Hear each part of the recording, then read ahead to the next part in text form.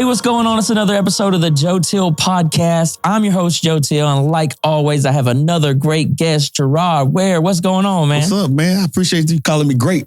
You know, I don't want to take too much credit from you, man. I watched what you're doing. And man, let me give you your flowers first. Man, I appreciate you letting me be on the show. Yes, sir. I see what you're doing in the community, man. I see how you're highlighting everybody. And your reach is amazing, you know, and it's organic. You know, some people do stuff, they try to go viral. Right. And they, like that's their bread and butter. And then if they don't go viral, they lose their zest or their zeal for it. But I just see your consistency, what you're doing, how organized you are, how much of a people person you are, man. You're a natural, man.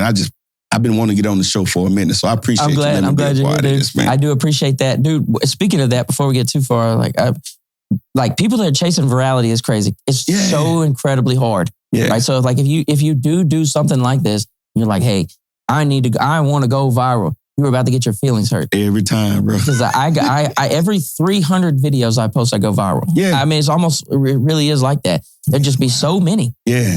So many are just like, okay. And like a lot, I have a decent reach. So like people see them, like even the ones that don't, but like the ones that really go viral, that's not every time. And so another thing is when you see people that really do go viral all the time, they're really cooking with something. Right. That's crazy. And what you do is organic and it's sustainable. You know, when people go viral and that's what they're chasing, if you don't do it again, then what? Yeah. Yeah. So that's true. You're doing it. I'm just trying to be me, and it's been interesting. Yeah. Because me has changed a lot, you know, especially since doing this. And it's just interesting. Let's get into what made you want to get into media? Oh man, I'm glad you asked that. So told you before the show, we were talking about my years in the military. So my last 5 years in the military, I did equal opportunity. And it's kind of like the civilian equivalent of DEI. Right. And so as I began to transition out the military, I was passionate about what I was doing. I just wanted to see how can I continue my work on the outside, because I was doing real meaningful work, helping people, protecting people. Can you explain what exactly were you doing? Yeah, so I was equal opportunity advisor. So what we did was we had a robust, you've been in the military, so you know about the equal opportunity program. Right. So what we did, we trained people on equal opportunity, or for you civilians, DEI. Prevention. So, you know, you want people to be able to just think about worst case scenario. You and I on the battlefield. You don't want to worry if I got your back, if I'm protecting your flank, because I don't like you about something about your personal characteristics, your race, your religion, or any other ideals, whatnot. So what we do is we teaching people how important it is to treat everyone, regardless of their identifying characteristics, treating them with dignity and respect. And it's something I bought into real fast and became passionate about, you know. So we're doing that. We're training people. We're retraining when people violate them, those principles of the EO program. And also, if need be, worst case scenario, there's a discipline part of it, you know, UCMJ actions. Right, yeah. You know, some people are getting chaptered out of the military because they violated their program. You know, it's funny. You said EO, and I immediately knew what you were talking about. And for some reason, that just clicked to me that was equal opportunity. Really? I just knew I didn't want to get EO'd. Yeah. But, you know, transitioning from the military, I saw the need on the outside. You know, when I was getting out, it was the time where Trump was in office. Right. This is the first time? It's the first time as I was transitioning. What year did you get out? So I got out in 2019. 2019. Okay, so that was towards the end. Yeah. Right before COVID. And I just remember we was at an EO workshop up in Moline, Illinois, me and some of the other senior leaders. And we were talking about where the threat was coming from, you know, in the EO arena. And what they said, without naming the president, it was talking about how to enforce a robust program when your chief offender sometimes is the commander-in-chief, the person at the very top. And it was a time that like we weren't ready. We weren't ready for what was about to come. And I just remember seeing soldiers push the limits on what was appropriate. And you're wondering like, where did this come from? But this workshop talked about that. And we, you know, anything, if the top not right, then it just infiltrates down the ranks to you were seeing growth in the number of like EO offenders? Oh, absolutely. Okay. And it was kind of like they were emboldened. It was brazen. It was emboldened. Okay. You know, and it was a challenging time, man. I'll be honest. Right. It burnt me out. And it really made my decision to go ahead and call it quits and retire. So that played a big part into, so they sat down with you, said, are you going to re-sign for so-and-so years? Oh yeah, I was already indefinite because I already surpassed 20 years. Oh, okay. So now it's just... you did a long time. Oh yeah. That's awesome. Oh yeah, it was just time for me to drop my retirement packet. Yeah, and call it quits. So as I started to wonder, like, how can I continue this work on the outside? I had a friend that worked at, he was security at Channel 4 in Dallas, Channel 4 the TV station. And he brought me in and introduced me to some of the people. And, they love a person in uniform. Yeah. And I remember them asking me, like, what do you want to do when you get out? And I was telling them what I did and what I wanted to transition that. Well, they liked it. And it was like, man, yeah, we do want to get more involved with veterans and some of the personalities, though. They was telling me like, hey, you can't talk about this. You can't talk about that. And if you do, it has to be, tamed down. And I understood that. Right. So my mindset was like, I need my own reach then. Yeah. So I remember it's on my first Facebook post and it pops up every year in your memory. But I talked about how like it's time for me to set my own program up, network up, if you will, so I can reach my own people and speak based off of what I'm passionate about and what I know is true and what I know and what I felt people need. Right. Yeah. So do you feel like there was, because we've been like, we went Trump, then we went Biden, then we went back to Trump. Do you feel like there's a pendulum that's kind of swinging back and forth to where one side gets emboldened and then the other side gets emboldened and then it swings back the other way? Yeah. I'm going to tell you what, man, I'm going to take it back even further to, you talked about hope. I'm going to take it further back from Biden and Trump. I'm going to take it back to Clinton. Bill Clinton. Yeah. I don't know. You probably not. How old are you, man, if you don't mind? I'm 30. You're 30. Okay. So there was this thing when Clinton was in office and they called him the first black president. I don't know if you ever heard that or not. No, I never heard that. Yeah. So they called him the first black president and it was really, of course, it was said in jest, but he did the set where Clinton could play the saxophone. So he was on one of the night shows. I don't know if it was David Letterman or somebody, but he had the shades on, he had the sax on, and he was playing, man. He was getting it. And, he just had this vibe about himself in general. One of the smoothest presidents we've ever had, for sure. So the black community, not everybody, of course, but they coined him the first black president. Well, you fast forward to from him to Bush. And Bush was in office and, there was it just really highlighted some of the racial undertones that was going on in this nation. So then you go from Bush to Obama. Obama, right. The other way. First black president. Right. And he really just encouraged and inspired the black community, like beyond what I could ever even imagine, So after Obama was Trump. Right. And I believe that Trump was a response to Obama. So when you're talking about the pendulum going back and forth between Trump and Biden, I think it goes back even further than that to Bill Clinton. Yeah, because Bill, Well, Bush was kind of just like a cowboy almost. And, if you got a good sentence out of him, you would be proud of him, And it was crazy. As bad as people used to talk about Bush, it shows you how just nasty politics be. For sure. Bush is an angel compared to some people. Yeah. Is an angel compared to Trump. And it's crazy how bad they used to talk about Bush. And then you're people like, wow, man, how I miss those type of politics versus what we're dealing with.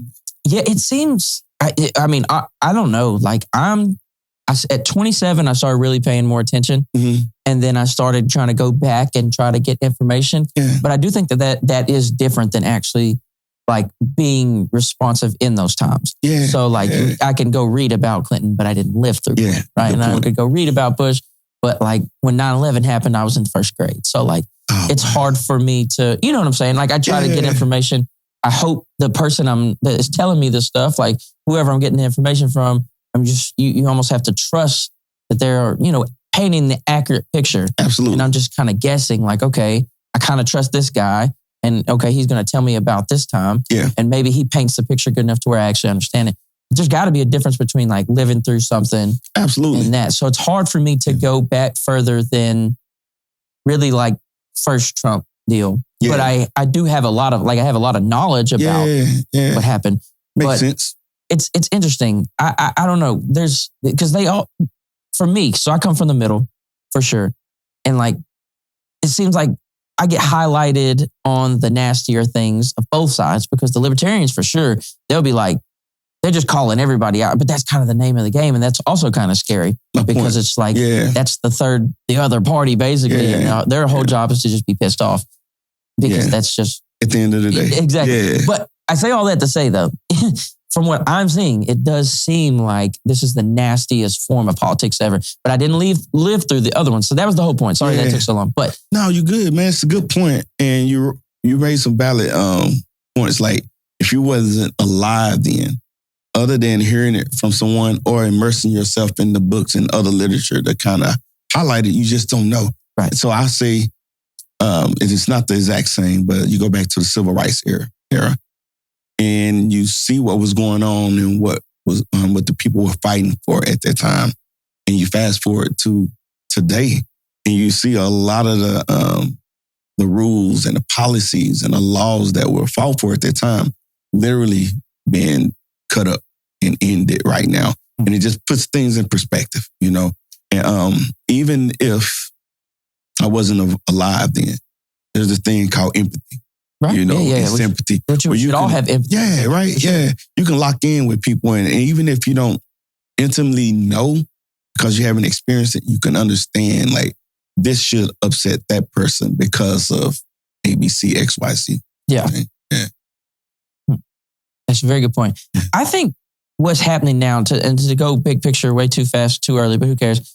I do think that media is playing so big a part of it being so nasty and being so divided, right? Yeah. And there's a big part of me that does definitely believe that it is in somebody's best interest to keep the sides hating each other. Would you agree with that? Absolutely, man. So the media, they got this little delicate balancing act that they try to walk. And I'm talking, when I say the media, the legacy media, I'm talking about just the news, the big CNNs. But even like they got to pay the bills, so you know, advertising. Yeah. So they pumping in millions, if not billions, of dollars. Yeah, and you get scared that they'll say something like, then you don't bite the hand that feeds you, right? Or the gold rule. Whoever has the gold makes the rules. Right. That type of stuff. But at the same time, you don't want to lose credibility. So how do I appease the masses? Yeah. Or not the masses, but the people who are paying my bills. But also I don't want to lose my credibility and tell obvious lies. And you know, for the longest, most news organizations kind of skated and towed that line, if you will, up until the last couple of years. You know, I know you're probably familiar with the Dominion voting systems. But Fox News, they got sued for $1 billion for the lies that they were telling, you know, on their the misinformation that they were giving. Yeah. Well, they settled, which is somewhat an admission of guilt, but for like $900 million.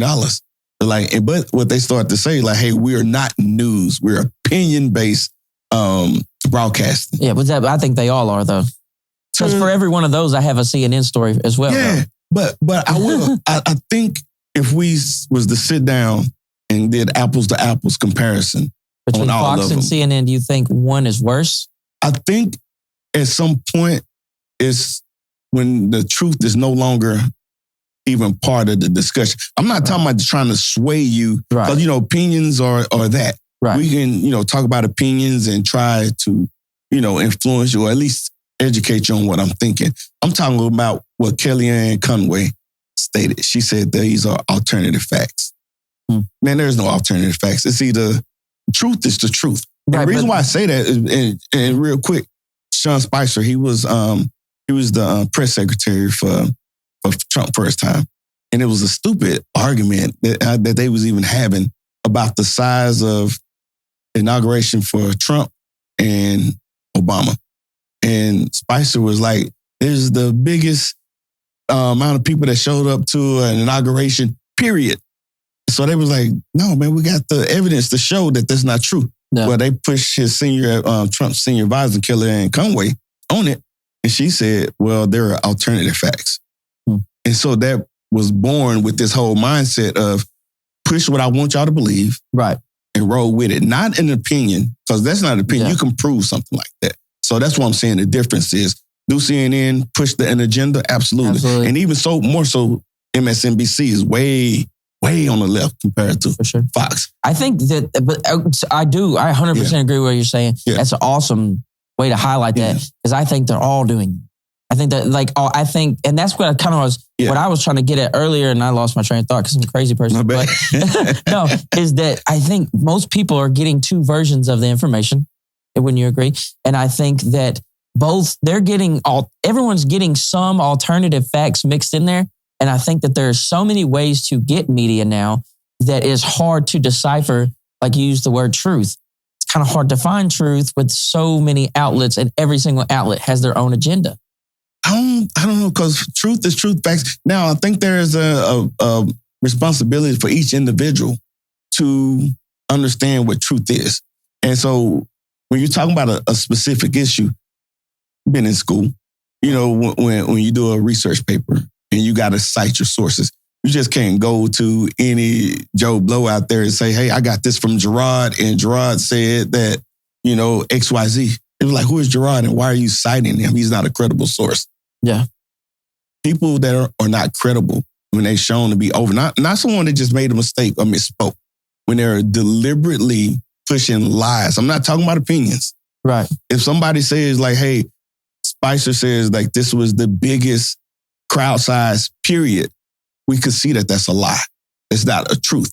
So that's different from healthcare should be XYZ. Like that's a policy difference and a difference of opinion.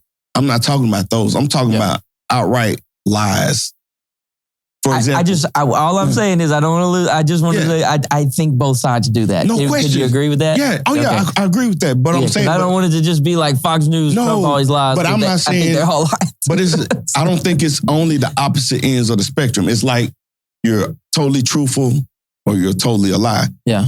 And there's a host of other opinions and passions and right, for sure. And people are trying to, within an hour show, get in there and influence and flow, get you to understand what. Yeah, and they've mastered the art of the clip. Man, it's ridiculous too. Because, I've seen that done on both sides numerous times. They'll say, so-and-so said this. Like this last campaign was the worst for clips ever. But that's just because social media, I think. But even the news is just like, they're like, hey, look at this clip. I can't believe he said that. Yeah. But it's like, okay, or she said that. But like, if you take the major part out, like if we just start ignoring context. Yeah. Context matters, you can right? make everybody a Nazi, or you can make everybody a... So whose responsibility is the news or is it the individual? I think it's the individual's responsibility, but then you have your low information voters. There's millions of them. There's people out there. But then also, like I said, I think it's reasonable to try your hardest to be informed and still get lost in the sauce. You can, but I think you have to be aware enough. Again, so that's why I was getting back to being credible. Right. It does take work. And there's no exact science to it, because the powers that be, they flood the airways with disinformation, or not just disinformation, but their opinion based off in this sensationalized. But my point is this. I think at the end of the day, if we can agree on some foundational principles, everybody should be treated with dignity and respect. And I think if we build out from there, I think even when we don't agree, that we can still live in harmony and unison amongst each other. For sure. Yeah. 100%. Yeah. I love that for sure. Because every time I get on the internet and I say, hey, we shouldn't hate each other, I always, when it comes politically, there's always these people that dive into the comments and they're like, Joe, you do not understand.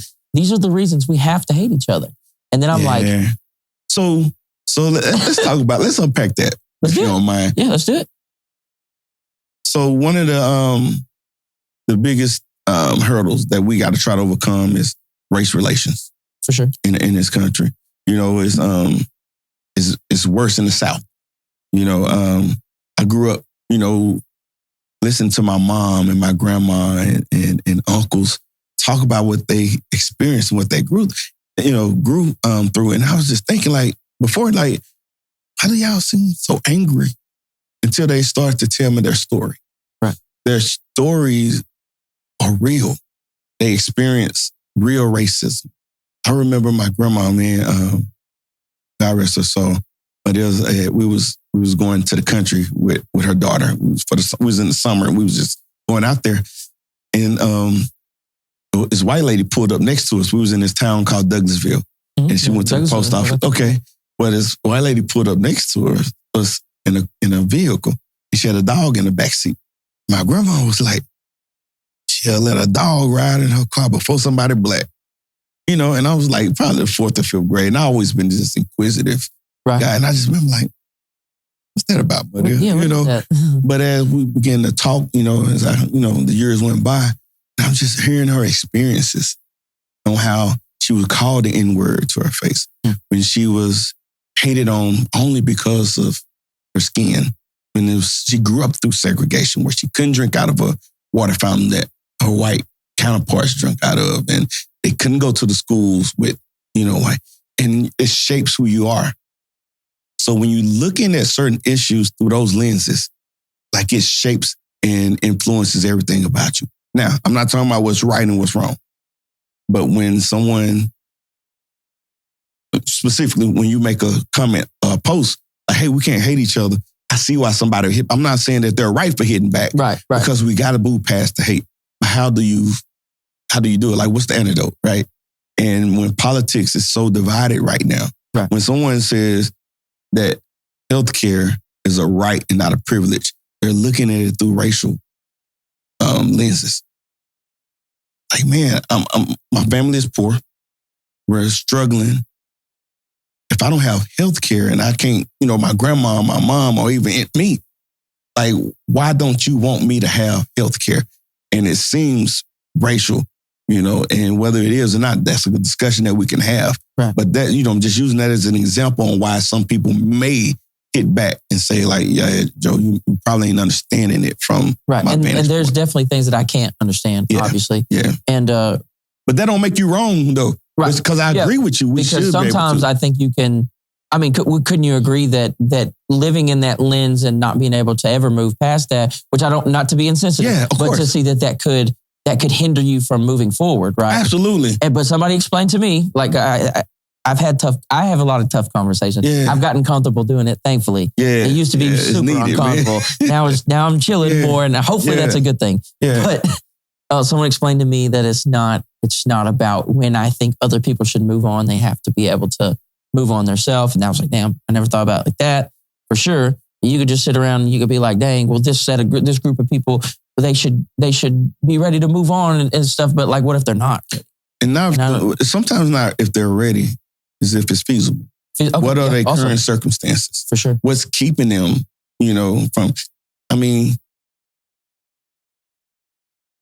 man, it's just crazy how DEI has been dismantled under the current. I did definitely want to talk about that too. And it's no longer, it's not like hidden, it's not like subtle, it's just like in DEI. And then the face of DEI seems to be Black people that are in positions of success. Can you give me like your best definition of DEI? DEI. So let me give you an example, man, because you was in the military just so you can understand and hopefully the audience could connect with this. But there are, in America, there's a melting pot of people with different identifying characteristics, whether it's a veteran, whether it's someone Black, white, Christian, Muslim. So that's the diversity part, is identifying those diverse groups of people. So this D. The E is the equity. Yeah. Okay. Yeah. So it's one thing to say that we're equal, but if you don't deal with the circumstances that it caused us to not be equal, then you're not really addressing it. And so that's like a fairness type deal. Yeah, but let me put it this way. So I heard someone say, for years, Black people could not drink out of a white, out of water fountain white. They couldn't live in certain communities. They couldn't go to certain schools. They couldn't serve in certain jobs. Then all of a sudden we pass a bill that says that we're all equal. Then all of a sudden you think now that because that bill has been passed, now everybody has the same shot. Well, now you got to deal with 10, 20, 30, 40, 50 years, 100 years of oppression and racism. Well, more than that. And more, yeah, right. So now, okay, if I'm living in this marginalized community with schools that are underfunded and asbestos and don't have heating and cooling and good food. Like, if that's me in the inner city, I don't have the same opportunity as my counterparts in the suburbs. So now you're dealing with the inequities. How do you bring that school up to par? Can you put internet in the inner city, high-speed internet? Can you give inner city schools laptops or tablets like the other schools? So now you're dealing with the inequities, right? Yeah. So, and then the inclusion is just bringing, you talked about the diversity, but now it's like, we got to bring everybody in now. Now I'm giving you a chance. So now I'm going to go to Dunbar. You know, it's traditionally a Dunbar. You're a Dunbar, you know that's in the inner city. We're going to go to Dunbar with these astronauts and promote this job for NASA, you know, in the inner city, because they wouldn't have heard about this job any other time because typically they don't go. We're going to bring the police department or lawyers or doctors in there to show them these other jobs, opportunities that they can, you know, aspire to be. Right. So that's how DEI is not these unqualified people filling these positions, because you still have that seems to be what's being painted. That's right? What's being painted. And I don't think that's fair. And I do think it's a mistake. I don't know. I think it's a mistake. And maybe being white, I can kind of explain where I think people's reactions are to this, because obviously a lot of time, not a lot, but 50 years from at least from civil rights stuff, more than that a little bit, but that's still not all that much time. Don't get me wrong, but I think that a lot of white people make this mistake of not being able to be empathetic towards that, and I think the reason is that it makes them uncomfortable, and so there's two ways to react to that. You either go you either really dive deep into the empathy, or you either kind of go ooh, that's really nasty. Everybody should just get up off their bootstraps and figure it out. Which is a truth, right? But it's not just that. And I think if people understand, we do have to pull ourselves up. No one's going to come out and save you. People can help you with the resources, but there is some self-responsibility. No matter what the circumstances are, what got you in the situation you are, there's some self-responsibility when it comes to pulling yourself up. For sure. I think people are making a mistake by thinking that that's the only reason why someone maybe not getting to where you would hope they would be to. Yeah, absolutely, man. So when you look at it that way, sometimes when you're dealing with the inequities, you have to do something to give someone some additional resources, different opportunities out.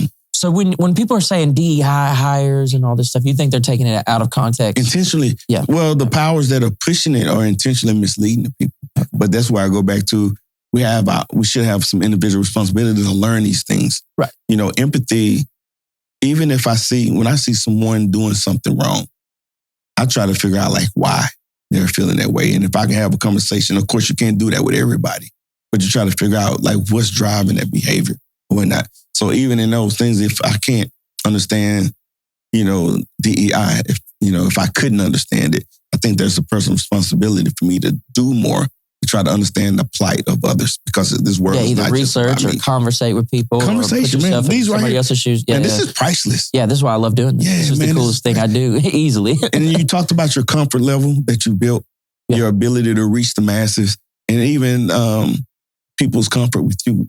You're so inviting, welcoming. I didn't have a second thought about coming on the show and being a part of that. Yeah. But it's not always the case. I've been invited on some shows. I'm like, it'll be tough. I ain't going, man. That's the opposite of this. Absolutely, bro. Because I truly do want to learn. And I told somebody the other day, this has become a quest to me to try to maybe put together the pieces of life. And everybody I talk to is a different piece of that puzzle. That's dope. And if I talk to enough people, I'll have a different view of the world than most people can get. Because, a lot of times people's stories and what they believe is what you need to hear to grow and learn. Even if it's just to understand, right? Right, yeah. So let me ask you this, though. So here's pushback I hear from DEI, and that, like I said, it could be all just made up randomness. I'm just telling you what I hear. What more was added between affirmative action and DEI? Because they'll say why do we could get rid of DEI? We already have affirmative action. So what do you think about that? Yeah, so there are different programs, but they kind of feed off each other. Affirmative action is kind of rewarding organizations, if you will, especially colleges, to bring a number of minorities in. Right. And then you can get these federal dollars to incentivize you to bring in minorities. And so you think that that's not enough. There still needs to be the DEI program. Yeah, the DEI is more, it's dealing with more than that. It's not just incentive, it's education. So, and you think about the EO program in the Army, like you got these protective classes, people. So you can't discriminate on people based off of their race, religion, gender, sexual preference. Yeah. And I've been out of so long, there's enough. But either way, age. So these are protective classes. Right. So now we're bringing in education to know, like, hey, you might. There's this thing called unconscious bias, right? Right. Yeah. Yeah. Like Definitely you might be. Yeah. You might be biased with something, and the fact that you're unconscious about it, these programs educate you and the masses to build up systems and processes in place to help protect everyone. And then there's training and what's the word I'm looking for? If something goes wrong, like consequences and accountability, right, to that. So affirmative action doesn't go that far. Doesn't go that far. Yeah. So let me ask you this: do you think that there is a point where, and I know he's dismantled it now, but do you think that there is a point where DEI could go too far? I think it goes too far if people don't understand it. Yeah, it's like anything. Nothing's perfect, right? You're only good as the people that's implementing it. So I like that it's a progressive program. It's a robust program. But, when you got policies in place, it's not just me flying by the hip or shooting from the hip and just implementing something that I think is right. These are thought out processes. There's some of the smartest people in this world that have written up guidelines on how to conduct these programs. And me, if I'm a supervisor or someone that implements the process in my organization, I go off of this here. It's not me just coming up with my own program and own rules that govern my organization. Right. That makes sense. Yeah, that makes sense. Yeah. So you think it's been a mistake? It's been a mistake to take this program away and dismantle it? Yeah, absolutely. And I think I say that objectively, not just as subjective. I believe it is absolutely a mistake. I think you're only good as, what's that old saying? We're only strong as the weakest link. You're only strong as the weakest link. For and sure. In the Army, we used to say this in the EO program, that our strength is in our diversity. Mm-hmm. You got people from diverse backgrounds and different experiences and different strengths coming together, making that organization as strong as it can be. Right. And when you roll it back, just look at where we are now. We're fighting amongst each other. We're trying to convince people that the program worked. The other one's trying to push back. And I think when you look at the other side of it, and I was thinking about it, as you were saying, the why behind some people pushing against it, I think there's a lot of white guilt out there from people that had nothing to do with the past. For sure. And that's a very complicated topic to talk about. Why you think so? Because because the average, like I said, I try to just come as real as possible from like the white perspective. Yeah. Is that a lot of people, they'll just say, well, I didn't have anything to do with that. Yeah. And that, I do think it's like the other deal. I think there's an empathy element you're missing. Yeah. You know what I mean? You say, well, I didn't do that to them. You know what I mean? But that's real, right? They didn't. They're not lying. Exactly. I didn't do that. Exactly. But what DEI tries to do is show that there is an inherent privilege for some people. Now, try to tell someone that they privilege when they work their butt off to get where they are. Exactly. Right? They don't like that. Yeah, they're like, what are you talking about? But man, it's really understanding it from an academic level, and most people don't even have the time to understand that. Yeah, I think that's a good point. It's like we're talking really deeply about all these things, and why don't people understand? And these are just not things people are thinking about. They're not. And so like the low information voters, I think that is a mindset that also carries into other deep conversations in life. These people aren't having these conversations. Right.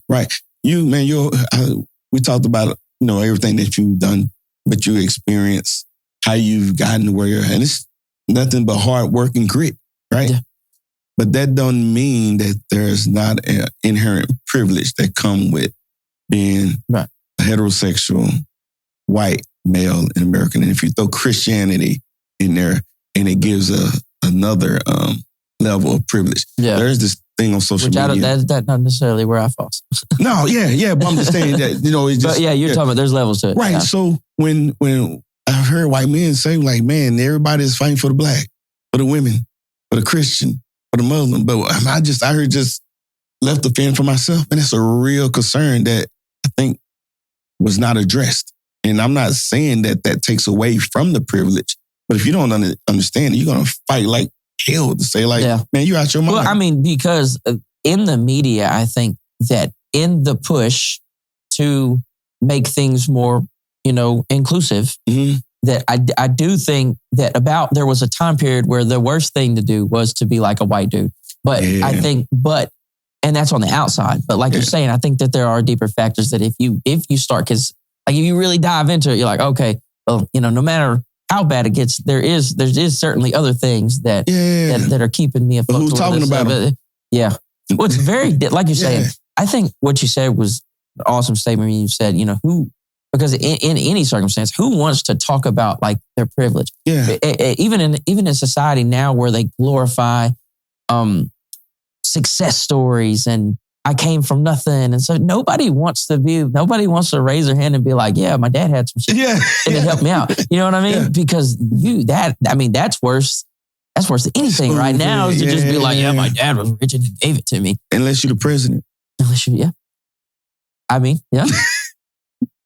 There's lots of different ways we can go. This second time, let's get into this. I want to go this route. Okay. And I can tell we're going to be here a while. If that's cool with you. Man, I got time, brother. Yes, sir. We'll keep rocking. Yeah. All right. Why do you think now I think, like you said, you kind of explained why you think Trump won the first time. I think the second time is more interesting to me. Why do you think he won the second time? Yeah. It's kind of several things. No one right answer. But one of the biggest things, I just think that people were disengaged and tired of politics. It's overwhelming. If you're in there every 2 years, there's the midterms. Every 4 years, there's the presidential election.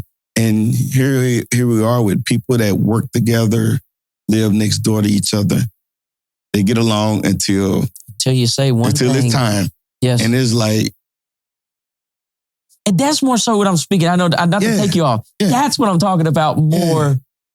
Like when people are like, no, we have to hate each other. And I'll be like, well, y'all was so cool until you put a flag in your yard. Yeah. That's more of what I'm saying. Yeah. But I'm with you. I don't want to take you away from where you were going with that. Yeah. But that's what I'm saying. Like we could love each other every time but that time. And what's crazy about it is that you can grow up friends with people and be in people's wedding. And I'm talking real life stories now. Yeah. Be a part of people's wedding. But when it comes to politics, man, and the thing is they're designed that way. I 100% believe that. To divide the people. Yeah. And, it's sensationalized. It talks about the worst amongst us. And they push it as if that's what it is. Now, tell somebody that that's not what it is if they're going through it. And they're looking at you like, man, you don't get it. You don't get it. Yeah. I think there's a lot of that. Yeah. But, it's a shared responsibility. I always say it's self. But the people who have the resources, the news organizations, positions of authority, they got to do better. Yeah. But what's their motivation to do better? I know this is a crazy question that you can't answer because it's too far. But who do you think is benefiting from both sides not liking each other? Man, if you paid attention to the wealth gap, so you think it's just the billionaires? Here's the thing, man. I'm a Bible believing Christian. Okay. And there's a part in there that said in the Bible that talks about the love of money is the root of all evil. Yeah, not they say money is the root of all evil. No, it's the love of money. Yeah, it's the greed. And it's the greed and the gluttony that comes with, I'm not content with what I have. I want more. And then it's like a consuming fire. Like if I got to step on people, backstab people to get more, that's what I'm going to do. But now I changed the narrative too. So now how do I manipulate the people? Turn them against each other. Yeah. And that's what now is race. So you keep the small fish upset, the big fish get bigger. But so there's this thing. So some people I served in the army with, on the battlefield with, I'm just like, man, in the army with the EO program, like you was bought in, you sold out to the EO program. It's like you believed in it. On the outside, when that requirement is no longer there, I'm like, you that's how you think now? I'm talking about not just some of my peers. Oh, like after, so once they get out. When they got out. Yeah. Now they started to express, different thoughts and opinions. And I'm just like... Yeah, because, well, while you're in, and I don't know if everybody knows this, but while you're in the military, you definitely have to, like your social medias and things, there's a higher... Stand apolitical. Yeah, so like there's a lot of people that just, while they're in, they're just shutting up. And then when they get out, they're like, oh yeah. But it's more than just shutting up, though. I feel. Yeah. They are literally, when I say they sold out, they support the system. You see commanders supporting the EO program. You see people going out to eat with each other and hang with each other and vacation with each other and barbecuing and all that. Right. Then they get back out and this is just like, even if, so here's one of the biggest, it's not what people I served with saying that so much is the issue. Is that they're supporting someone that has said some of the most vile things known to mankind, have exercised or actually conducted like some of the most egregious acts. How do you support a man? This is some of the thoughts I had and other people have shared too. Yeah. How do you support a man who boasted about sexual assault on a woman, on women? Then actually people come out and said that he sexually assaulted them after he bragged and boasted about it. But somehow all of a sudden that no longer matters. It's tough. Yeah. I don't know how people get over that, honestly. Right. I think, here's what I think. Here's what I think. Mm-hmm. I think that both sides find their boogeyman. And for the left, Trump is easy. He's easily the boogeyman because he might actually be the damn boogeyman. You know what I mean? But then, It's funny you say he might be the boogeyman. He might. I don't know. Yeah. Like, you know what I'm saying? There's like this, the way he just does stuff, it's like sometimes stuff does pan out in a way you're like, dang, is he playing 4D chess? And the other times it's just like, is he just doing shit? Like, I don't know. But anyway. I don't think it's either or. Yeah, I don't know. So, but I think that both sides, like one of the best things you can do is find a boogeyman. Right? Yeah. If you have a party, if you have something, the best thing you can do is go find one singular figure to be like, yo, we don't like him. And I think... But don't they make it easier though? Oh, it makes it easier, but I think both sides go find... Yeah. So like for everything you've said about Trump, there is somebody that believes that same type, that has that same type of boogeyman feel to Biden. How can you get over these things? How could you get over him doing this? But that's my point. Don't they make it easy? The sides? Oh, the sides are killing us. Yeah. I mean, but I think one of the mistakes is thinking that there's only two sides. Yeah. There's people that make the decisions that don't care about a side. They care about self. So let me pump money in. Corporations, lobbyists. Yeah. Lord, there's so many different things. Like you said, the wealth gap's crazy. I don't know. They're definitely, somebody's pulling the strings. Yeah, somebody's. But man, when you get that level of money, and now it's not enough. What else do you want when you got more money than you're going to be able to spend? Because what's the difference between $1 billion and $300 billion? To them, I don't think you can spend $1 billion. It's boasting, right? So now it's like, what else do you want? But money it's a number. Like you just can't get enough of it. Yeah. It's infinite. And then it's like, I want the power, not just the money. I want the power that comes with it. Now, so you got a billionaire who make more money than he's ever going to be able to spend. So what else is it to do? Right. Why would subject yourself to this? Now, I mean, it's playing out. It's the influence that comes with being the president of the United States. Right. He just boasted about getting a $400 million jet from Qatar. Qatar, yeah, I'm tapped in. And I'm just like, something that's obviously illegal. You think it's a bribe? Even if it's not legal. Well, here's a counter argument to that probably sounds terrible. I can't believe I'm going to say this, but I always just like to come from the other side. This is going to say, but isn't bribes better than bombs? For who? Well, for us. Well, for them too, because we'll bomb the shit out of somebody. America's proved that. But the thing is, so what if he's bought, he could be influenced. No. What else is he going to be influenced about? Yeah. So I think it's a bad look, for sure. Yeah. I mean, I'm not going on record and saying, he should take the jet. But I think though, now we're trying to say what's worse. And I think bad is bad. Bad is bad. Yeah, that's my point. So here's the thing, if that's the law and those are the rules that govern, our democracy, Yeah. And now it don't matter to you. I think that's just as damaging as a bomb. Because now, how far will you go? If you don't abide by the rule of law, no. What protects me? What protects you? What protects your family? Now you can do whatever you want to do as the leader of the U.S. and, put people in place to implement your rule. I might not get bombed by Qatar or somebody else, but my rights are violated. Yeah.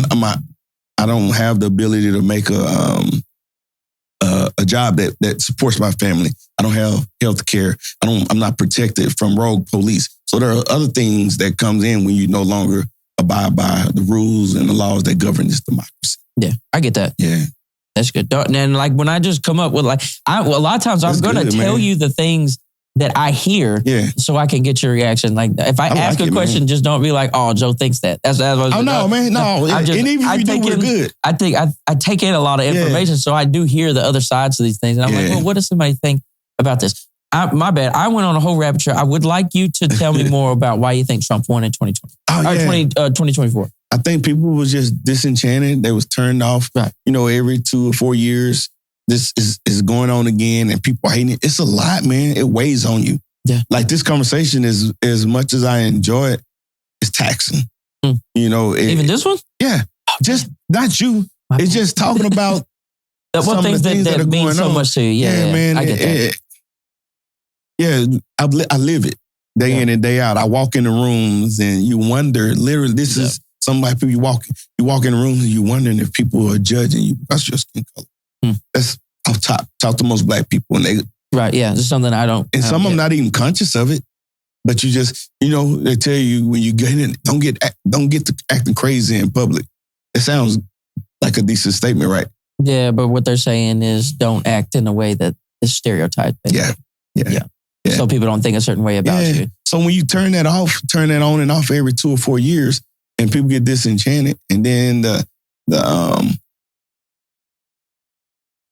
I don't want to say the difficulty of voting because it's not difficult, but when they implement these rules and gerrymandering, like there's so much, and just people just like, you know what, man, I'm just going to put my head down and work and take care of my family. Right. And it sounds good until they take away health care, until they change the work week, until they take away DEI, until they make you come back in the office, and all these other stuff come in. It's like, I should have voted. So now you got a lot of people after the fact, like, dang it, I could have did more. I could have voted. I could have encouraged other people to come vote. I could have talked to the people that I know voted and maybe persuaded their vote, because, that's what the political season is about. So now I think that's what we're coming up on. But I think just, it was just one of those things, like, it was so nasty. It was like, man, I don't want nothing to do with it. Yeah. Yeah. Because, he won by a landslide. He won every swing state, and there's and the popular vote. Yeah. And I don't know. Let's talk about Biden. Let's talk about Biden. Yeah. Because, all right, so here's something I am dying to ask you, right? Because this is will never go away. Yeah. What did you think about his mental state? And don't lie to me, because that's one of the main things that scared me, because I do think we got lied to bad. Of course we did. Did I tell you I'm not a Democrat? No. Yeah, I'm not a Democrat. But you're more informed on that side, right? But that's really what I want. With their policies, right? So I'm saying that to say this. I'm not married to any one politician.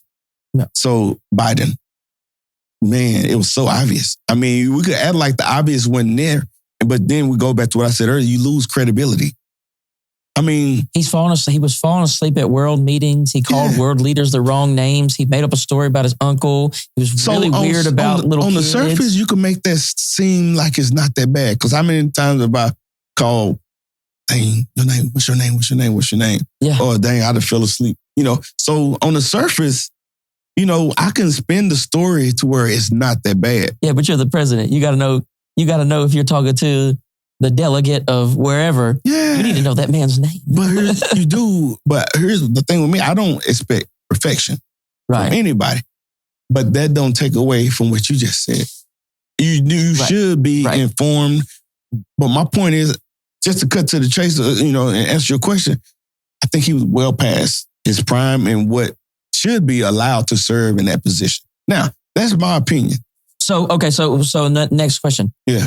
What, we can both agree that he wasn't all the way upstairs by the end. Correct? Yeah. Who was... Even before he ran, though, I think that there was people that literally called it before it started. Yeah. And said that, I'm not sure we should do this. It was obvious. Yes. The stuttering, and it just got worse, and it's like, and now... The dead stares. Yeah. Yeah. Like the reporter, Jake Tapper, was like, I watched one of my guys pulled up a bunch of clips of him defending it. And then he just put out a book about how we were lied to. Yeah. His mental state. That's why I don't trust the news. But anyways. So he's influenced to do something different at the time. At that time. Yeah. That was the mission. At the time he has a new mission. But it's like, how am I supposed to feel when I can look at the TV with my own eyes and say, oh my God, dude, it's bad. It's like elder abuse. Like pushing this man around and being like us pretending. Like if that's your grandpa, you wouldn't want your grandpa up on stage going through all that. Yeah. But that's the beauty or the double-edged sword about the political system. Right. Someone can run and the people can vote. So that moves me to my next thought on this. Okay, so clearly everybody kind of knew, like, okay. Clearly. And so then they had the first debate and they're like, okay. Oh man, that was horrible. This is his time to shine. This is his time to shut up, put up, like show us. Because even a week before that, they were talking about he's sharp. He's sharp. He got his moments. Not in the debate. He didn't. Not in the debate. Boy, wasn't that a disaster, so they man? put him up against Trump. Trump is, say what you want about Trump. And not even really all that great a debater, but God dang, I wouldn't want to debate the man because he... Trump? Yeah, no, dude. Because he's... Yeah. But it's just like I don't know, like, you need to be on it, but you would be on top of your game, though. Yeah, that's what it takes. But he wasn't. Clearly, he was not. No, he's going to eat you up. He'll eat you, even though Trump's saying crazy shit about cats and dogs and shit. And it didn't matter, It didn't matter. So that's beyond the debate stage. Right. Now we're talking about the people where that's acceptable. Right. There was a time where there's no way that he could get up there. Now you're talking about, I don't want to say the lesser of two evils, but the least competent people out here trying to win the vote. He's talking about they're eating the dogs and eating the cats. Here he is Biden over there looking like... Yeah, when I watched that, the one thought that really stuck with me, I was like, how is this it? How is these the final two? I know it, but like if you watch a basketball tournament right now, right? Yeah. When you get to the finals, those two teams, they're the best of the best. They're pulling up. Yeah.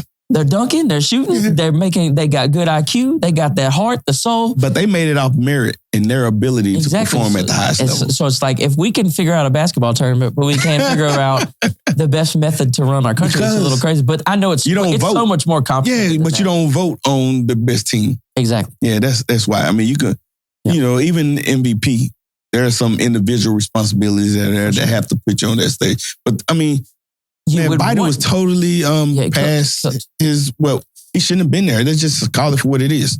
I agree. So he stays in too long, does the whole first debate. Then what happened? Everybody that was sharp, everyone that said he was sharp, immediately after the debate, they was like, no, he's dull. He's not sharp. And so then he drops out, really doesn't give her enough time. Yeah. And then, so let's talk about Kamala. Yeah. What do you think went wrong there? Because,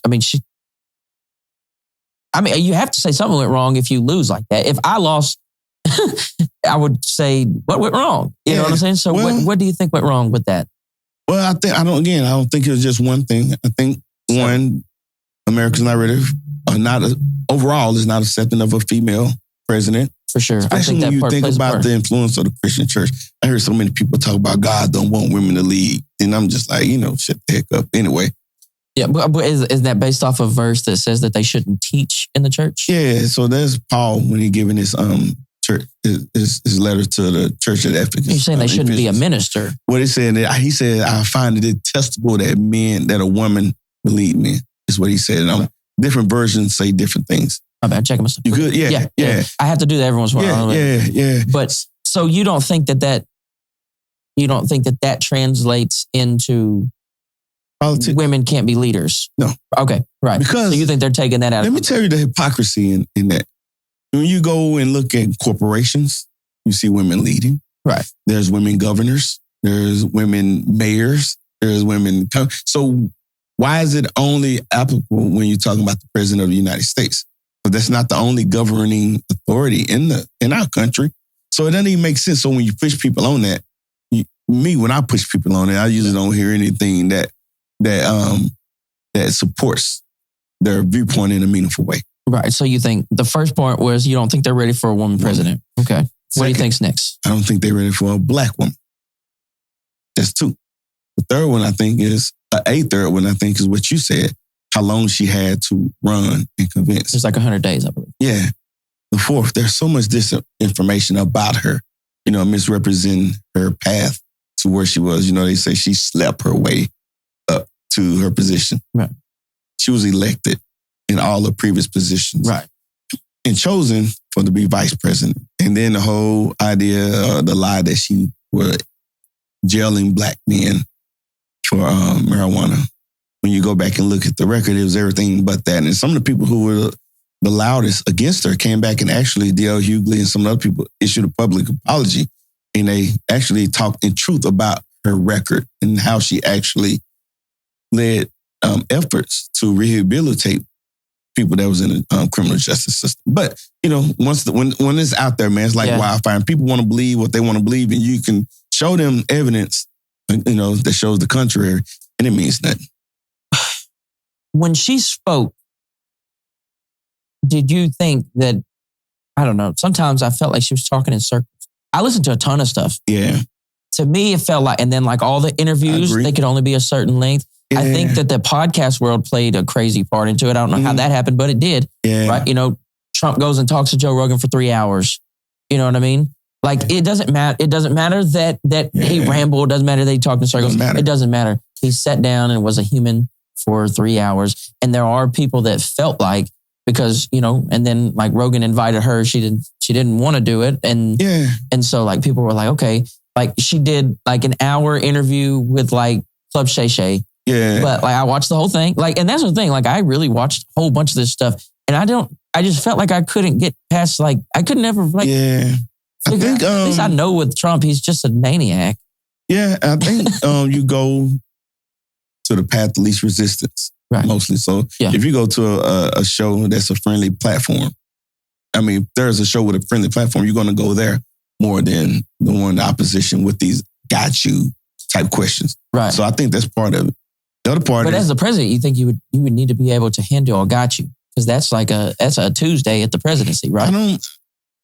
I think you probably would like them to. I don't think that's a need. And the reason why I say that is because the executive branch is not just one person. Right. He got cabinet members, hopefully a cabinet of competent people that help, execute the job of the executive branch, right? So Joe Biden, he didn't have to be the smartest person, the most competent person. And he had a successful 4 years. If we want to be objective with the things that were accomplished in the state of the economy when he was the president. Let's talk about COVID then, because this is where my issues come with COVID, with Joe Biden big time. I mean, and then pardoning Fauci at the end is scary. Pardoning his son at the end. I guess I get that, because if I had the opportunity to pardon my son, I would do it. I would save my son for bad. But like, why are we pardoning people for 11-year windows? That's a little wild. That's a little crazy. Yeah. So, So now you know that Trump loudly boasted that he was going to come after people when he got back in office. Yeah. So, but I mean, they went after him though, to be fair. With reason too. Yeah, but I mean, not felony reasons. They were misdemeanor reasons that they wanted to be felonies. The law is the law. If we start to... yeah, but I mean, if you could hit me with misdemeanors, but you decide to give me felonies in a court that's not set up for me because I'm from the other side. This is one of the most... this is one of the first times where they attack somebody politically. And so somebody like, I really... So let's be specific about some stuff that they attacked him for. And that way we're not being like overly general. Like he lied about how much the property was worth. Okay. It's not normally a felony. It is. Are you sure? From all the information I take in, I could be wrong. I don't want. But I mean, for a lot of the information I take in, it's like it didn't have to be like this. It was just like. But isn't that the political system in general, though? Right. Yeah, but you got to know that if you choose to prosecute and you choose to throw 37 felonies at somebody, and now he's known as a felon, when it's his turn in charge, if he still gets deal, you got to know that they're coming back for you, right? But here's the thing: if you do the crime, I just think whether it's a misdemeanor, a traffic ticket, or something egregious like rape. Yeah, but it's a difference between. Well, he didn't get accused. I mean, they didn't charge him of that. I'm just saying, regardless, not him. I'm just anything. Yeah. I think rules are rules, and I think if we got to be careful. I think the judges are at liberty and the prosecutors are at liberty to charge. Yeah, but you got to. But what I'm saying is if the judge has a reason to make it more than what it is, and political reasons. I mean, they're in New York. They're in a New York court system. Yeah, right. But they're not Republican judges. You know what I mean? They are, but the thing is, you bring the case up. So now we're talking about the justice system, not the criminal justice system. Right. You bring up a case. And then you have to present the evidence to a grand jury. So these are the people of his peers. So it wasn't just Tisha James saying that I want to prosecute him. Yeah. She had to present the evidence to people. They had to hear it and say, like, you know what? I think there's something there. And then you go to trial. Now let me show you my lens. We talked earlier about looking at certain things through lenses. For sure. Black man in America, the criminal justice system looks different for us. Right, 100%. So what I'm saying is not a right or wrong. I just don't feel bad that they tried to prosecute him for something that he did wrong. Right, because so many other people are going through it. Yeah. And it's just because he's the president. It shouldn't be no different. I get that. And it wasn't that he just did it. It was at the levels that he did it and how organized and how long of, the time that he did this thing. He lied on paper to get bigger loans and obtain certain privilege in certain areas that other people couldn't get. The law is the law. So if I did it, I can't say you think that. They would have, if you did that, you think they would have gave you 37 felonies? I wouldn't have tried to. But if I did it, I think if someone caught me doing something on paper, I think, yeah. So here's the thing. I'm in the mortgage industry. Right. And I know people get prosecuted frequently for lying on their application for loan. Right. It happens. That's facts. Yeah. And so I know it's not just Trump and 2 or 3 other people in this. It's countless people that getting prosecuted for doing those things. So I just feel like the law is and like the law. I say, I agree. I'm not disagreeing with you. I do agree that there was some political motive driving that. Yeah, and so, so my point is I agree with you for sure. I think that if there's political motive, that if you do something to this man, I think what happened is that I think from the second, January 6th was a bad look, but I think from the second that they canceled him off the internet from January 6th, right? And there's an argument for that. There's an argument against that. Let's say, because they took him off of everything, right?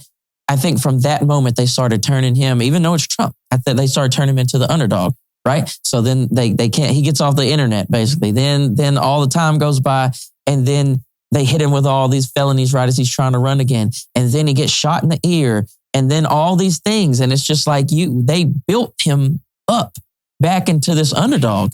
And then all of a sudden, they was like, oh yeah, well. Yeah, I don't think it was just them. I think there is a part of the population that connected with him. Right. And that people that are okay with that level of discord. The issue is that this is what they call an experiment. Democracy is an experiment. For sure. A self-governing experiment.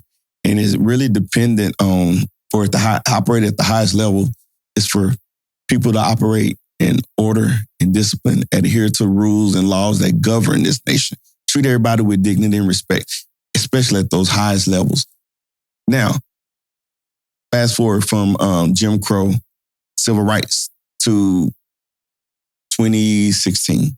It worked.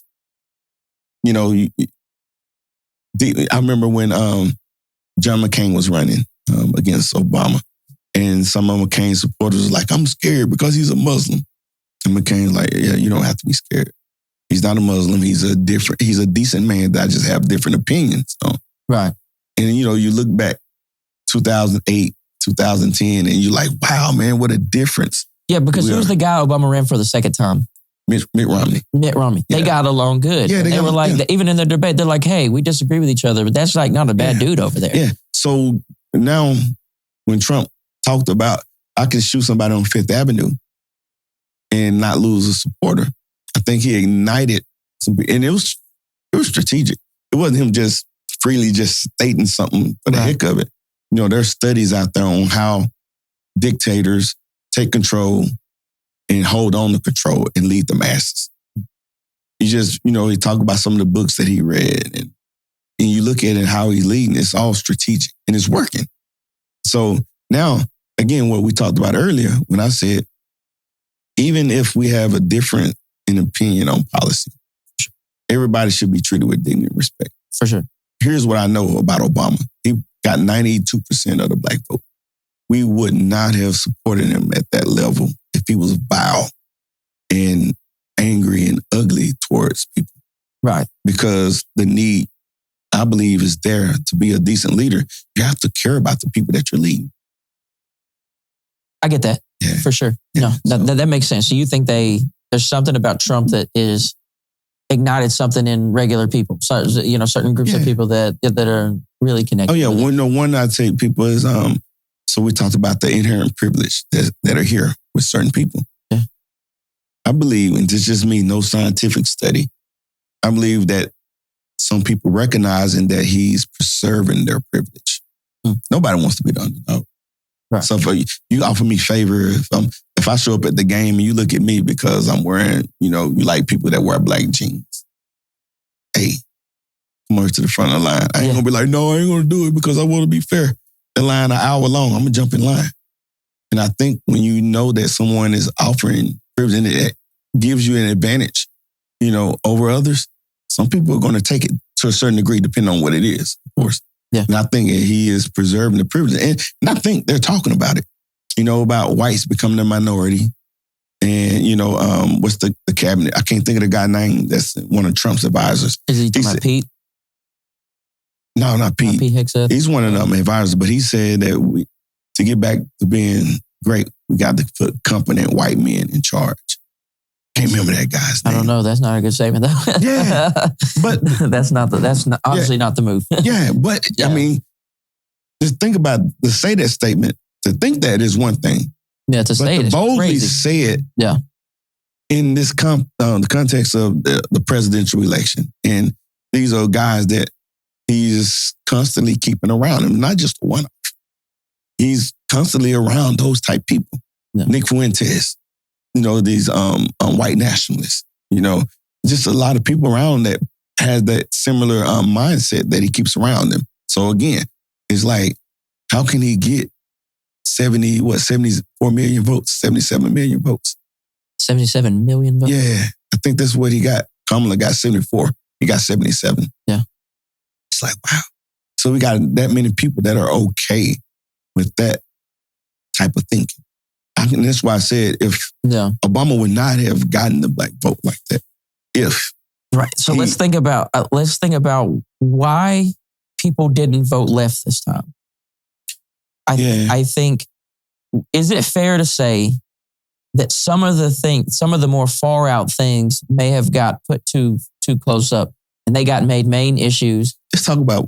I would love to. Yeah, I would love to, because some of this stuff's crazy. For sure. Transgender. Yeah, and I'll say my opinion first. Yeah. Right?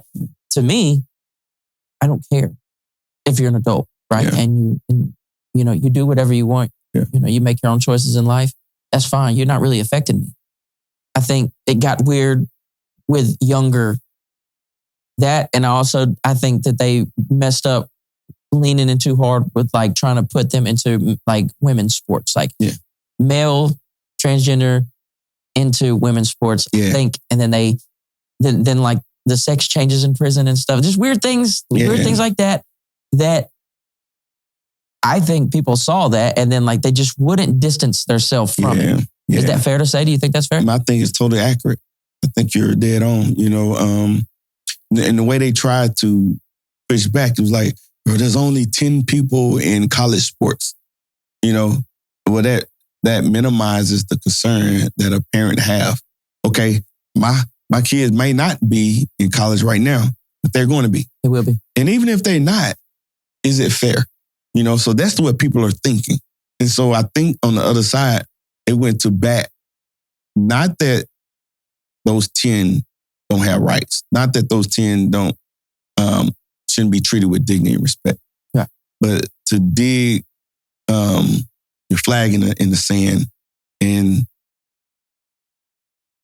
think just the optics of it is bad. And, regardless, because I'm with you, like, do what you do. But then... I don't think we should give kids puberty blockers. I don't think that's the play. But is that... So I know they said, I don't know to what extent that was actually happening. I don't know. I know that it was talked about, but I never seen an actual case. From what I've looked into, at least, it seems like that they will just give you hormone blockers. The problem is that will stop you from, developing, but what there can be bad side effects to that, to where you could never get pregnant again. You could never orgasm again. You could never some I guess of this what I'm saying, irreversible stuff for 12-year-olds. It's like maybe 12-year-olds shouldn't do things that might be irreversible. That's my point. So my point is that I don't know that was happening more than they were saying that it can happen and protect them if it do. Right. Regardless, I just think a lot of people looked at that and were just like, but what about my taxes? Yeah. What about my wages? Like y'all digging your stake, your flag in the sand about that. But that's not. And then here comes Trump saying jobs, pay raises, inflation, price of eggs. He's saying all these things that matter to the people.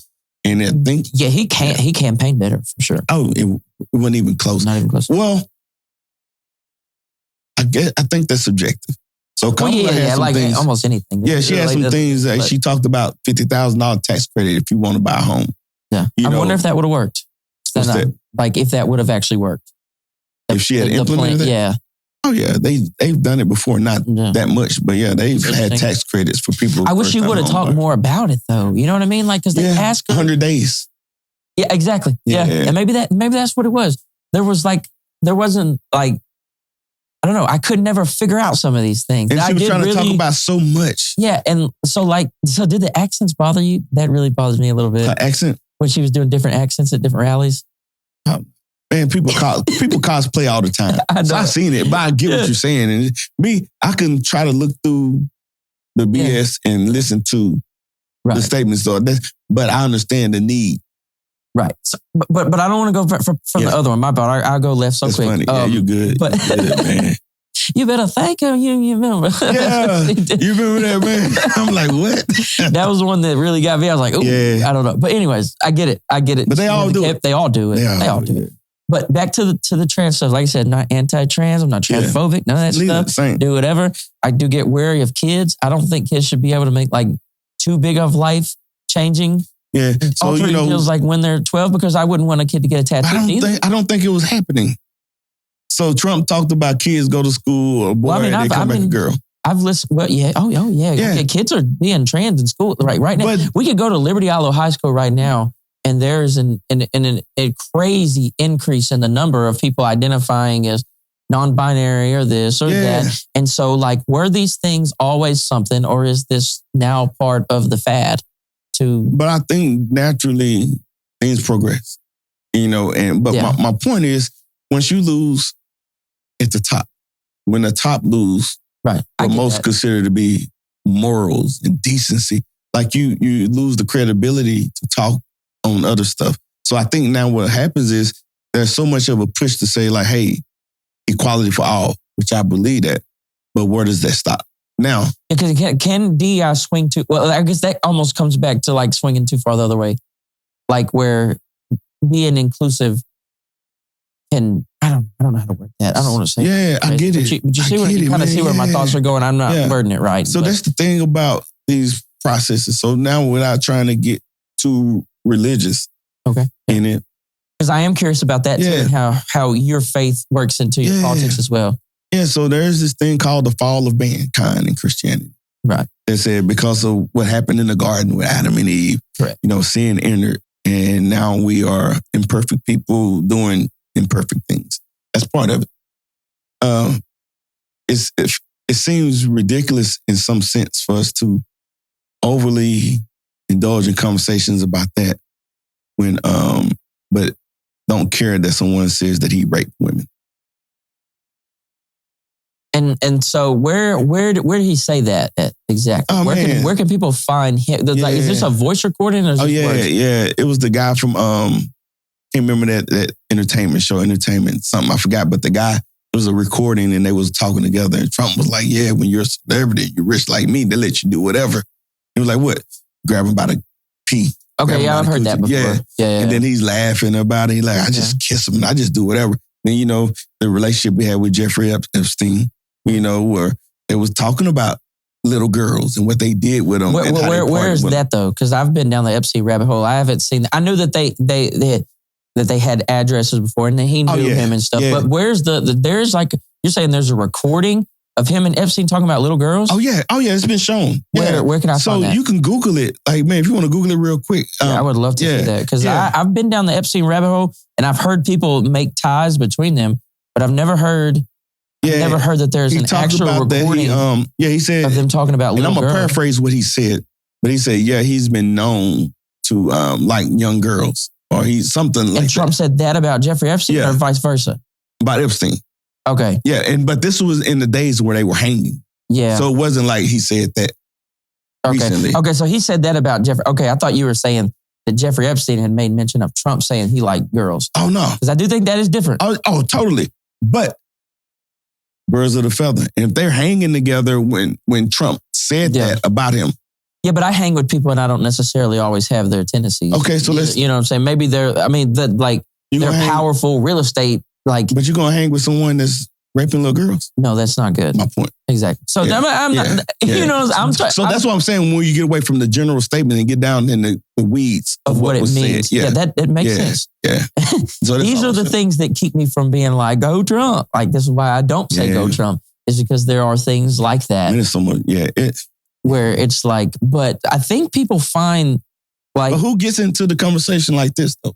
Very few people. But that's why podcasts are so popular, because I do think a lot of these conversations are now happening on podcasts. And you're not going to get this on the news. This doesn't happen on CNN. This doesn't happen on Fox. Well, they had it, but it's like... They just yell at each other. How they said, and they go on to the story of the day. Right. Yeah. And news cycle. So it's on past. And the news cycle is so short. Yeah. And why would they talk about that? They already said it and something is going on today. Right. So but these podcasts will. Because nobody runs this. You run this yourself. So you can talk about... I can do whatever. What you want to do. Yeah. Exactly. It's the beauty of it.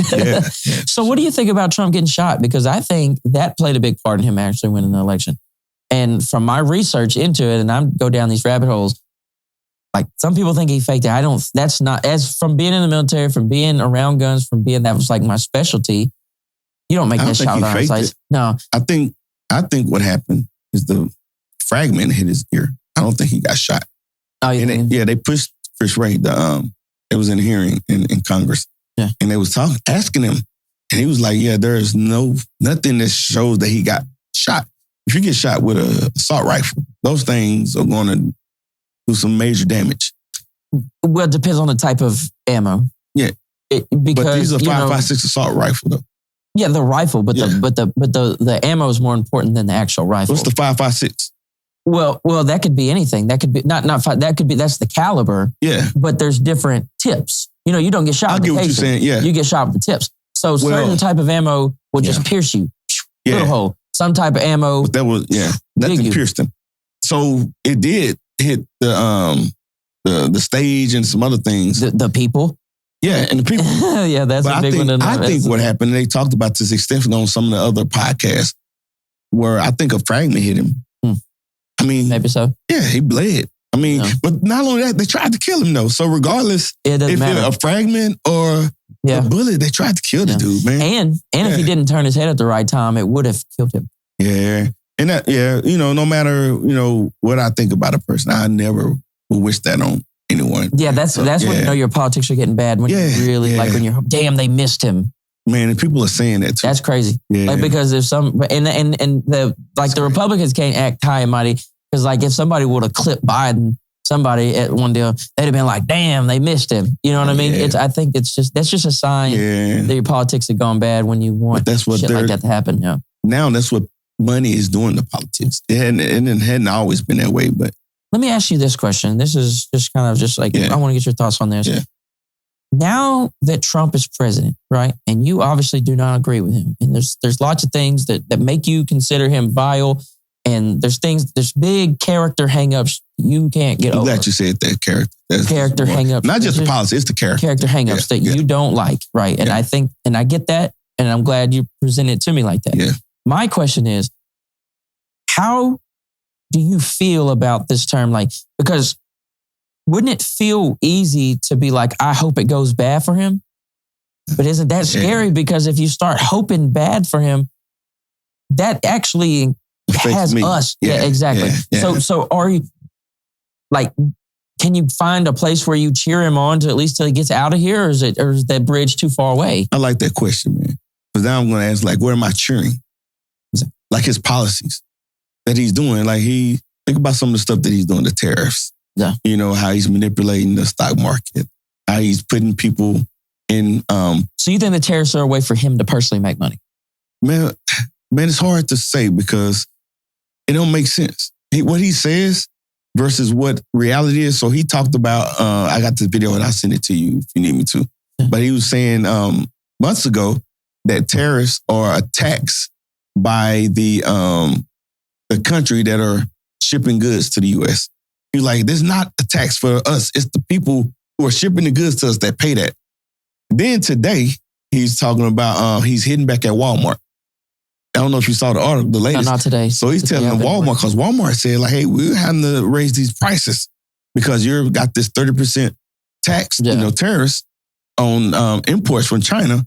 So we got to pass the cost over to the consumers, to the customer. Now, mind you, Trump said before that it was a tax paid by the company that are shipping the goods to us. Today, he said Walmart better not, because they better not increase the prices because they've made billions of dollars over the past few years and they need to eat these costs right now. So which is it? Why would Walmart have to raise their prices if it's the company that's shipping in is supposed to pay the taxes? That's an interesting argument because it's like, if let's say Walmart is making billions of dollars, could for the security of the nation, could they eat some costs? I think that's a different argument. But like him lying about it originally is not a good look. Yeah. Does that make sense? But that highlights when you're saying, can I cheer him on? Right. I'm cheering on dysfunction, lies, bad policies that don't even make sense. I'm like, no, I'm not going to cheer that. Now, if he brought competent people on, which he did in his first administration, he brought competent people on that tried to keep the barriers on. He didn't like that. So this time he's bringing loyalists that's going to do exactly what he say. People that are just as money driven as him.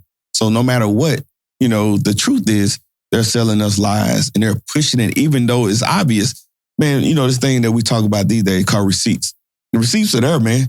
It's showing what they said before versus what is actually happening now. And it's crazy because there's no shame. There's no shame in them. They know they're lying. Now they're saying, oh, Trump is a genius. He went up to 100. He went from 10% tariffs to 140%, back down to 30%, and he's a genius. I'm like, how? Like it's costing us. He's good. He's a billionaire. He paid the same price of eggs that we do. Yeah. If he drove, he paid the same price for gas that we do. It doesn't affect him, but the average person down here, it affects us. And I can't cheer that on. Yeah. Do I want him to make better policy decisions that I can cheer on? Absolutely. Right. Okay. That's not what he's doing. I think that's so. All right. So who in his cabinet are you not feeling? Man, all of them, because they just parroting lies. And I'm being like, I'm not just being general and just talking and just like seriously. The FBI director, Pam Bondi. What's that guy name? Oh, no. Patel, Kash Patel. Kash Patel, yeah, him. He upset me because they was like, wait till I get in, we're going to do all this, and then didn't do anything. This just shows you these incompetent people that they lied during the Senate confirmation.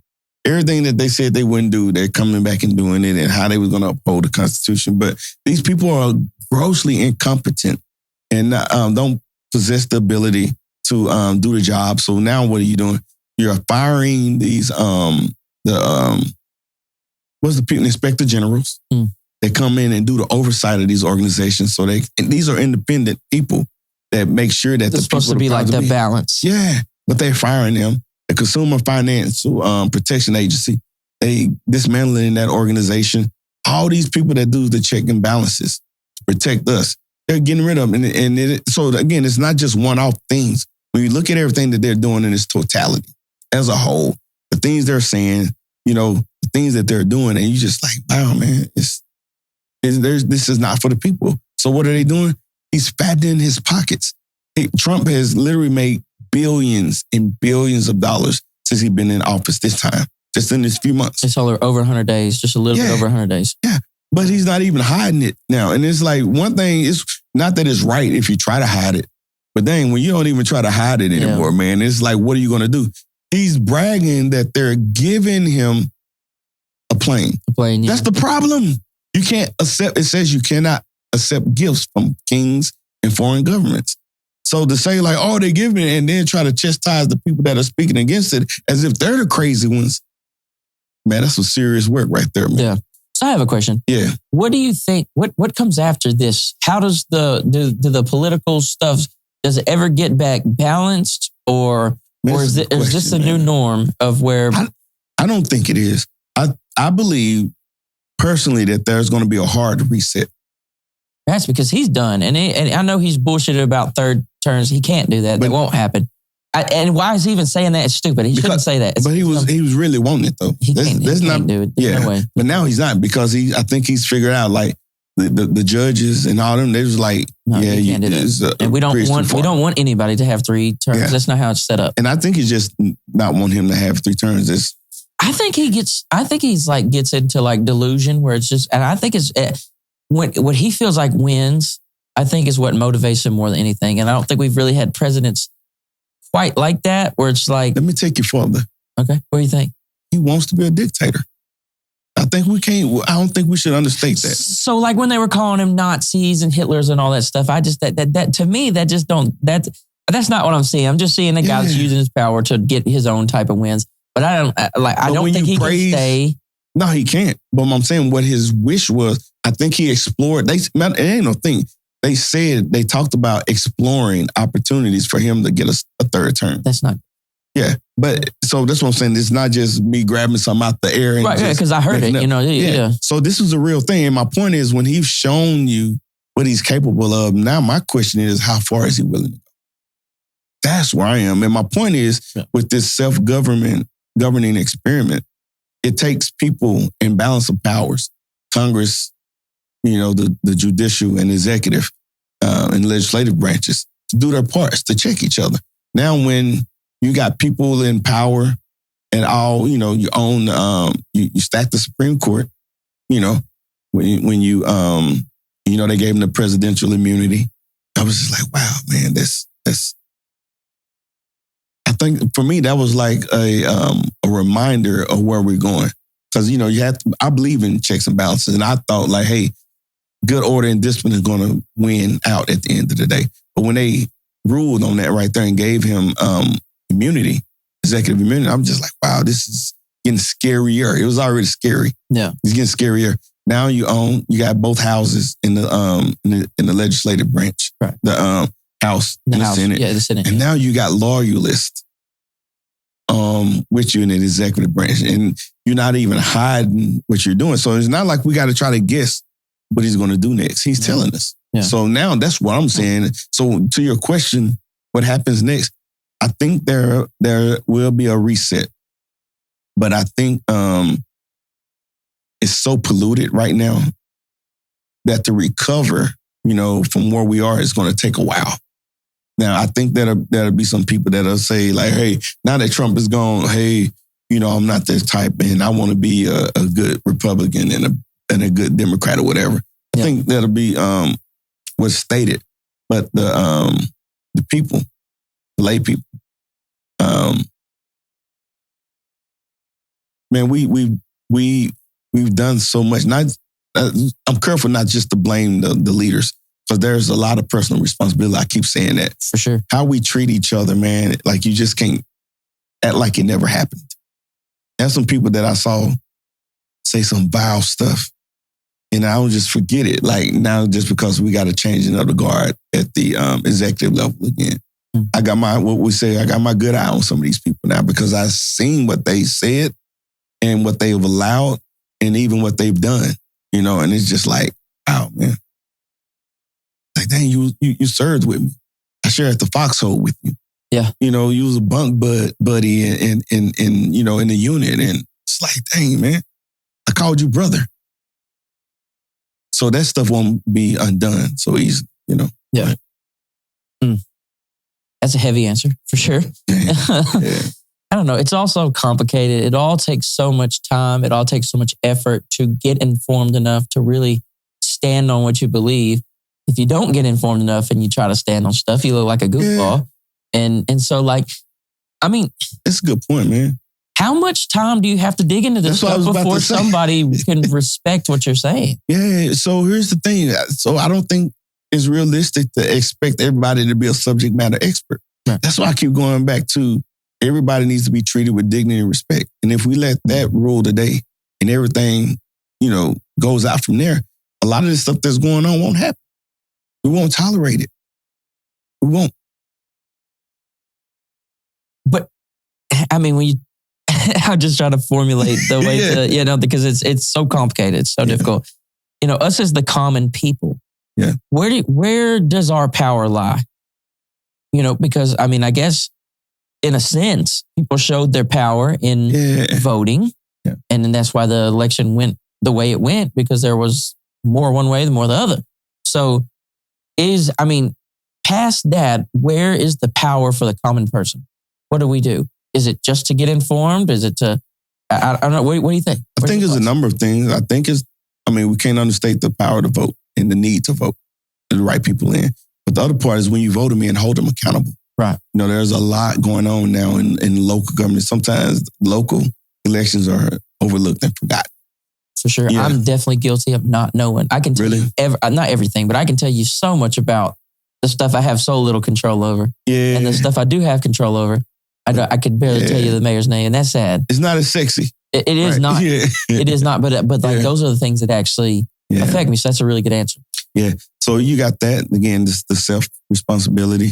You know. What would you tell? So I know I keep asking questions in the middle of your thoughts, but I'm a crazy person, so I follow these deals. What would you tell somebody right now that doesn't? Well, I mean, that's a hard question to ask right now. An hour and 40 minutes into this, man. But what would you tell somebody that isn't into all this? Like, how would you motivate them? This might be a good clip or something. So I ask it again. How would you tell somebody that doesn't take in a lot of information right now, that kind of just whatever, politics or whatever? What would you say to them? What would you encourage them, discourage them? I'm going to sound like a broken record, man, because I probably said it like 4 times. It's going to be number 5. Everybody should be treated with dignity and respect. And if my politics don't allow that, if the politics doesn't allow that, then I got an issue with the politics. I'm not going to be okay with something, a rule, a law that, do I want to progress? Yeah, but never at the expense of somebody else. So I'm not going to be okay with a rule that disenfranchises you, that does harm to you and your family. I'm not talking about a different policy, but something that actually does harm to you. And that's what we are allowing right now to come into play. You know, this whole thing about police immunity. And that's scary as hell for me to hear that, man. Yeah. And for him to boldly profess it like that is, and actually trying to implement policies now to do that, like it's scary. It's scary to me, man. You know, the argument obviously is, well, I'm not even going to argue for it, but the argument against it is obviously that, like, you know, we want more accountability from police officers. We do want more accountability than less. And better training. That's what, I mean, we need to train the police officers. But look how fickle it is when they storm the Capitol. Suddenly the police didn't matter. Now the people who stormed the Capitol are the heroes. They're the POWs, if you will, the prisoners, you know, because they were prosecuted for storming the Capitol. They beat police. A couple police died. Now the police didn't care. That means they didn't care about the police in that instance because it suited Trump's purpose. So that's how, when you see that fickle back and forth and you just look at people and you see like, dang, did you forget what just happened over here? But now you want police to have, what if those police had absolute immunity when they stormed the Capitol? They just beat the hell out of them and shot them dead and all that. You see what I'm saying? Yeah. When it don't serve their purpose, I bet you they wouldn't feel the same way about it. Yeah. I would say police, I'm not for police immunity. I think you need, you know, as somebody that's had to train, You should. Yeah. I'm for more training. But it's a hard job. No, it's the worst job. It's like the worst job in America right now. Right. It's the worst job. So like, there's no way, shape, or form like shitting on the police. Hell no. Yeah. You know what I'm saying? I'm not anti-police. That's crazy. Yeah. It's, because they do have a surface. But they need to be better trained. They need to be put in check at times. And they need to be held accountable if they do something that isn't right. Yeah. Because these people are the first wave that hit you when it comes to keeping your freedom or not. Yeah. You know what I'm saying? If somebody in like, not all cops are bad. We can't go that route. That's goofy. That's not a good argument. Yeah. But like, not all cops are good. Not all cops are good. Yeah. And so that is something that we have to. So like, So to your question though, when a rule or a law or policy violates your well-being, I have issue with it. Right. And that's how I think, to answer your question, like that's where we can have some common ground and understand that. If it violates your well-being, I can't get on board with it. Right. But enough people have to think like you and win an election. Yeah. Or in the absence of people being that way, at least the people that are in power, the decision makers. That's when it becomes an issue. People that sit up all day and, they are blinded by whatever or influenced by whatever. I'm talking about the people that we expect. It used to be if you work hard, go to school, get an education, and you treat people right, you can be president of the United States. Now it's rape women, hate people, preach hate, and be divisive as you want. Be president of the United States. Here's somebody that's responsible for policy and setting the tone and the atmosphere in this country. And it's scary, man. I remember being over in Afghanistan and, the locals over there looking up to us. Some of them, the one that worked with us on base, they loved that we was there. I was like, so half of them. There's another half of people from there that want to kill you. But even, I think the people that wanted to kill us were in the minority. But unfortunately, they're the ones that did want to kill us, or the decision makers, the people in power. Yeah. So it doesn't matter what the people, the lay people think. Right, yeah. So it reinforces my point. The people don't have to be fully educated or in the know. But the people in power, man, and that's a Christian principle. Not only Christian, it's not only unique to Christian value system, but, the people that are in charge, they're expected to do more. The Bible says that they will be judged more harshly. Oh, leaders will be judged more harshly? Yeah. That makes sense. Yeah. So, but I agree. Yeah. I agree. If the leaders are getting judged more harshly, and all that's true, when they get there, a lot of these folks got a lot. Oh yeah, man. I don't know. Our presidents, though, like you're saying, you lay out the bad stuff about Trump. There's a lot of, you could say, if I zone out in class and don't know my friends' names and don't know this and that, I also could be president. If I had a good enough friend system that could make decisions for me, they could, or money. Yeah. But I mean, even like Obama, there's dark sides to that. The drone strikes, Yemen, where I hate to say the F word, but they effed Yemen up, dude. And he was and it was top secret. They wouldn't tell nobody, but he was ruthlessly killing people in Yemen. And it's war.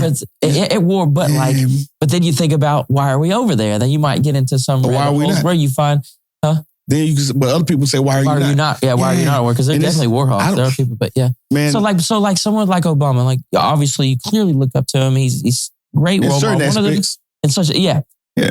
What do you do with that information when you start thinking about like that version of Obama that was drone striking? So I know there are certain things that I'm not privy to information. Right. War is nasty. We went and toppled governments. Oh, dude, we are meddlers. And now I go back and look, I'm like, dang, I can't believe I was part of that. Exactly. War, man. A lot of veterans are starting to think that, like. Yeah.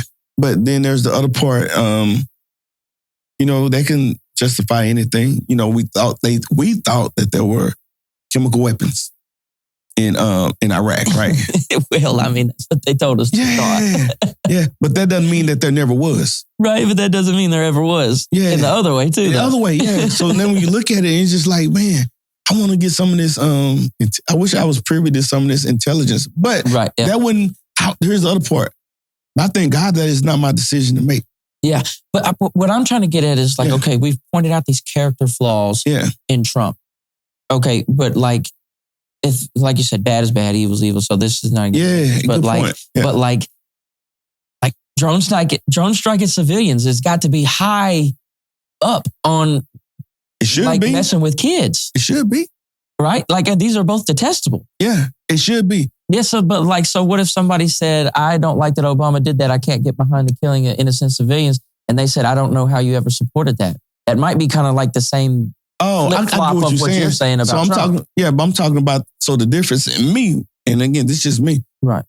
This society that I live in right here. Right. Are you protecting us? And this is not a right. I'm not saying this is right. I think that's the exception that he had to do. And it wasn't a decision that he made on his own. That's why I was like, what intelligence did you have that made you it is hard to strike that? Yeah. Because I know the perils of war is nasty, man. Yeah. And I know the we just hit Yemen the other day with 1,000 drone strikes. Like, so I mean, so he's on the same type shit where it's like, man, did you see the signal message get leaked? Yeah. Yeah, the problem with that is that they said a dude walked into an apartment building, we got positive ID, let's hit him. Think about that though. Like, they got the guy and everybody was like, thumbs up, American flags and shit. But it's like, dude, not only is the girlfriend there, the whole rest of the apartment is there. Yeah. And so it's that type of stuff. Man. So it's like, so then like, I get your angle of it. It's like, we don't know the intelligence. They don't know the intel they had. But that's not all I'm saying either though. Right. Yeah, I'm also saying like, I hate war. War is terrible. Yeah. I'm like, the older I get, I'm like, let's not fight a war. So when they was finna tune up talking about Iran the other day, for whatever reason, even if it is completely corrupt for whatever Trump is, and that leads into other moral and ethical things, at least we're saying we're not going to hit Iran for Israel. So like, at least today. Shoot. But that's better than not today. I mean, that's better than it being today, right? I would rather it not be today than today. You ready for it to be tomorrow? I don't want it to be ever. That's my point. But you see, that's my point. So also. now we're talking about policy. Right, yeah. Yeah, but and again, man. But like foreign policy, I'm anti-war as a kid. And I get like... So is there a time that is ever okay to go to war? I mean, that gets tough. When is it okay for a civilian to die? So you've been in the military. So you know the concept of try to reduce the collateral damage. Collateral damage, for sure. Right. Man, it's like But morally, when is it a time? Is there ever a good time? What if we like, okay, this girl has to die and we stop Hitler? Does that make sense? Or is that morally wrong? So I'm going to tell you what I said. Repeat this. I'm glad it ain't my decision to make. Right, for sure. 100%. Me too. So if Hitler is responsible for killing millions and millions, now I think there's also responsibility. Here's the thing, man. Like, people hate hearing this when I tell them this. Man, we're going to suffer in this world.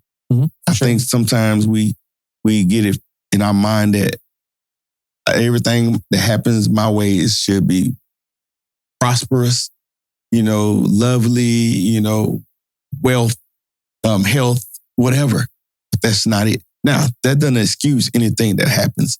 I just realized, like, man, bad things happen, and in the commence of trying to stop bad people, even police, we're talking about police, it happens. And I think you try to reduce it, but man, those are like impossible questions. I just want, that's the point. Like when somebody asks you, like, when is war okay? That's an impossible question.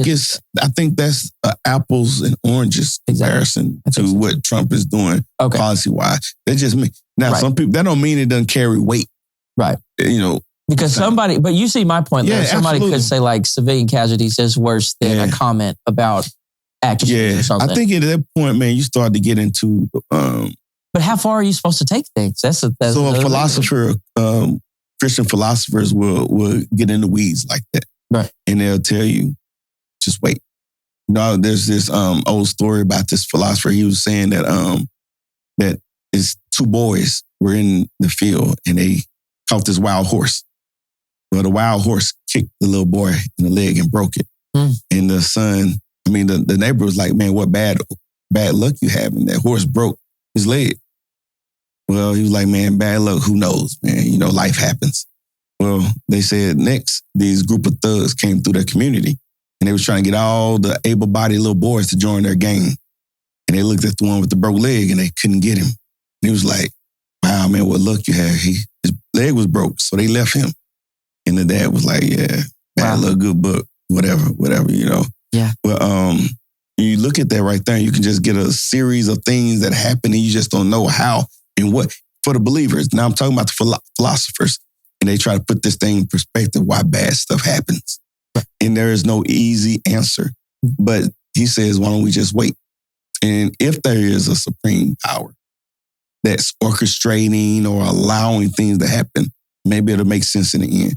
But when you're talking about a supreme being that said, let there be, or created, however, he created heaven and earth. Right. With the orbits and the tides and the atmosphere and photosynthesis and the sun and the moon, like the level of complexity that's there for somebody to not only put that in place, but sustain it is beyond what I can even imagine.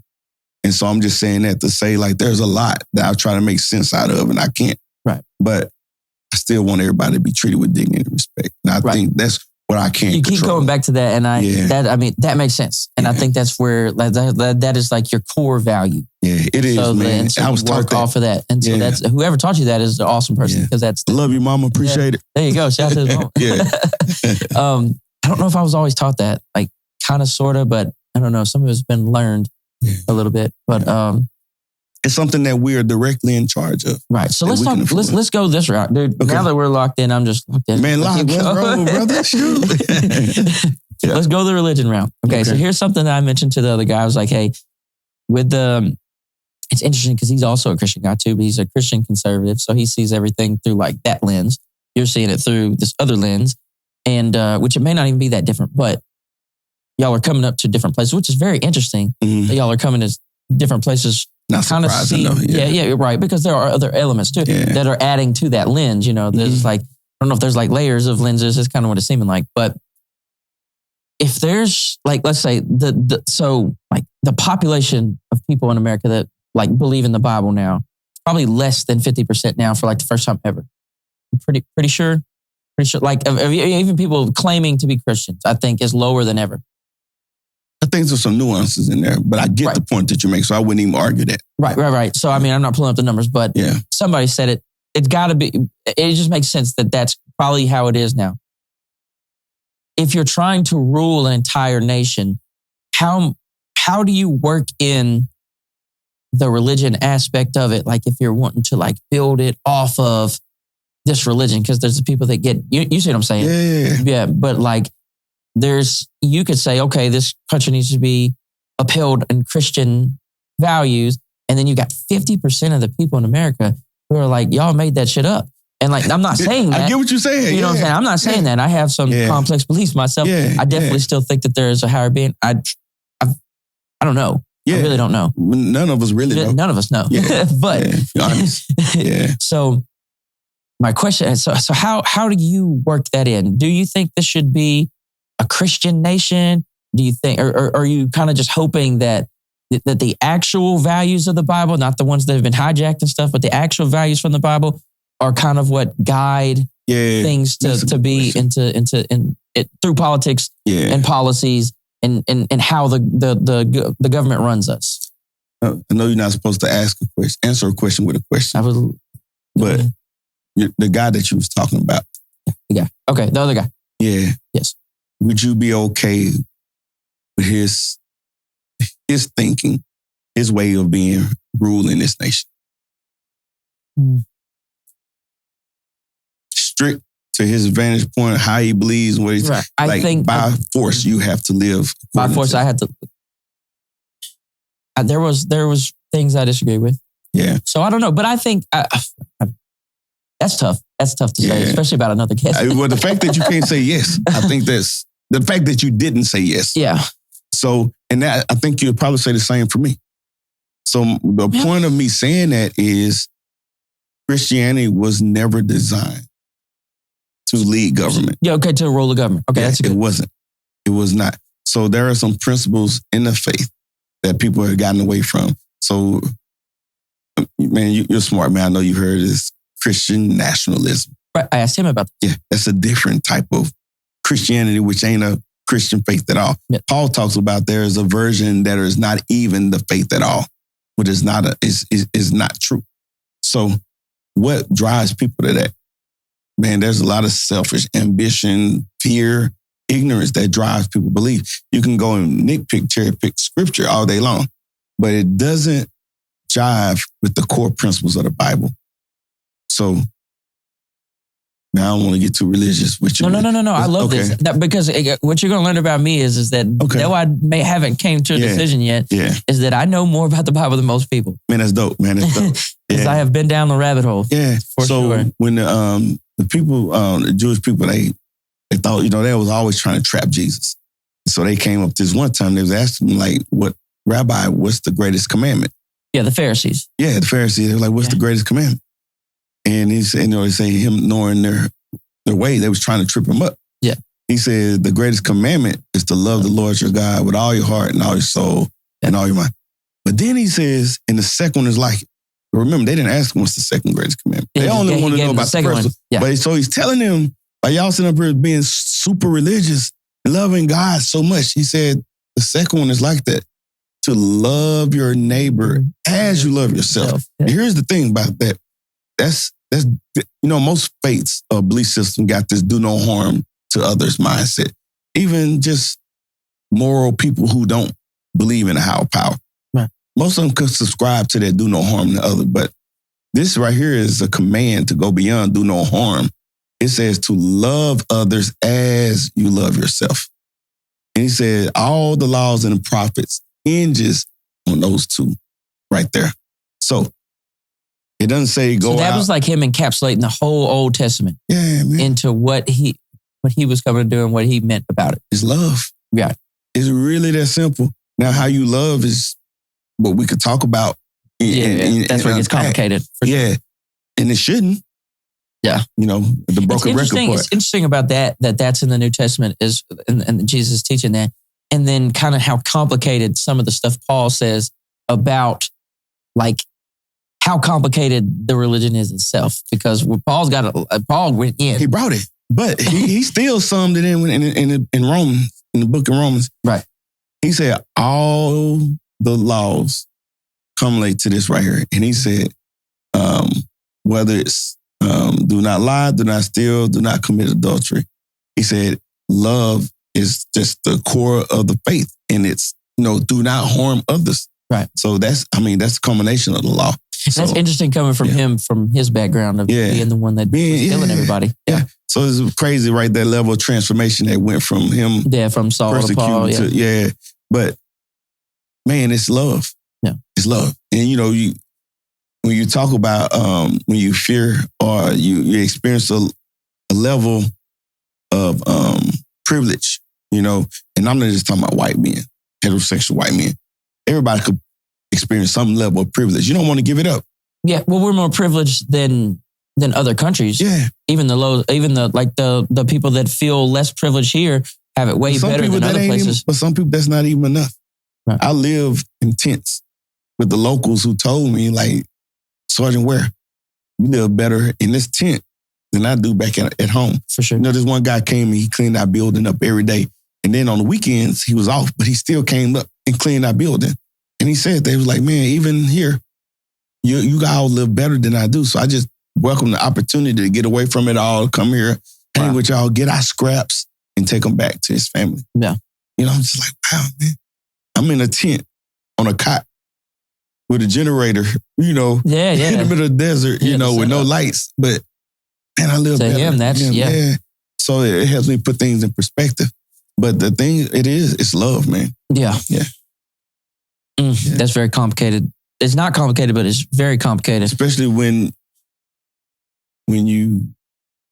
Do you think that it's became such a bit, because there's cultural aspects of Christianity, there's social aspects of Christianity, of course. There's denominations, there's history. Good Lord, the history of Christianity is so terrible. Yeah. I've been in arguments with, not arguments, but conversations with people, dialogue with people lately, where they have really just been bringing up these errors, the Crusades, the power struggles between Protestants and Catholics, and the tons of forcing people to convert at times. I mean, they've been through some wars. There's all these things, and some people would even say, like one dude even said, well, like supporting Israel at this point is even like that. It's crazy, right? And but we'll get to that later. Which I mean, we could be here all night. I mean, we won't go too long. But if you're having fun, I'm having fun too. Yeah. But so I asked ChatGPT today, which I talk to ChatGPT all the time, like an insane person. But I say, how do you think the modern Christian gets past like the historical, like the bad historical parts? Because that's something I was thinking about as I was reading all these comments. Because I'm not the type of person that would just be like, Christianity at this moment is ruined because of the past. I don't think that's so, but there are people that are vehemently against Christianity because they can just look back at the Crusades and be like, yo, that was terrible. It was. So how do you personally like process that? Because I separate the faith from the people that pushes and teaches the institutions faith. that the institution. Yeah. I was just in Rome last week. That's cool. Yeah, man. I went to Italy and we took a train up from Madrid to Rome 3 days after they selected the new pope. Oh, yeah. So yeah, man, I missed it by just a few days, man. Dang. But I tell you what, man, it made me think of how divided the church is as a whole. Constantine instituted the church in Rome as the main religion. Yes. Yeah. And then, the Reformation, the breakaway. Martin Luther in 1492 came in, and you talked about how they persecuted folks that didn't think like them. And there's a lot of those elements today. So I don't know if you're familiar with this belief system called Calvinism. Calvinism is, they believe, one of the big ones that in the argument is free will, correct? Well, they believe that it's free will only up to what God allows. Okay. So while you may, what's the scientists that couldn't talk? Had the you're talking Steve, about Steve. Oh my gosh, Steve Irwin. No, that's my boy though. Shout out to Steve Irwin. That's my dog. R.I.P. Steve Irwin. But you're talking about the guy that typed that had cerebral palsy, and he was him. I know who you're talking about. Yeah, it's embarrassing that I can't. Yeah, I know, man. You gonna look it up while I tell the story. Yeah. Because I'll be listening. I'll be listening to Stephen Hawking. Stephen Hawking. Okay, cool. Okay, yeah. There you go. Shout out to Steve Irwin, though. Yeah. That was a good shout out. I always take that one. So he talked about, he was giving this talk and he was trying to deal with this total, what do they call it? The philosopher call it determinism. Where God determines everything. Everything's already happened. That's happening from rape and murder of kids. Everything God decreed it. Right. Versus free will.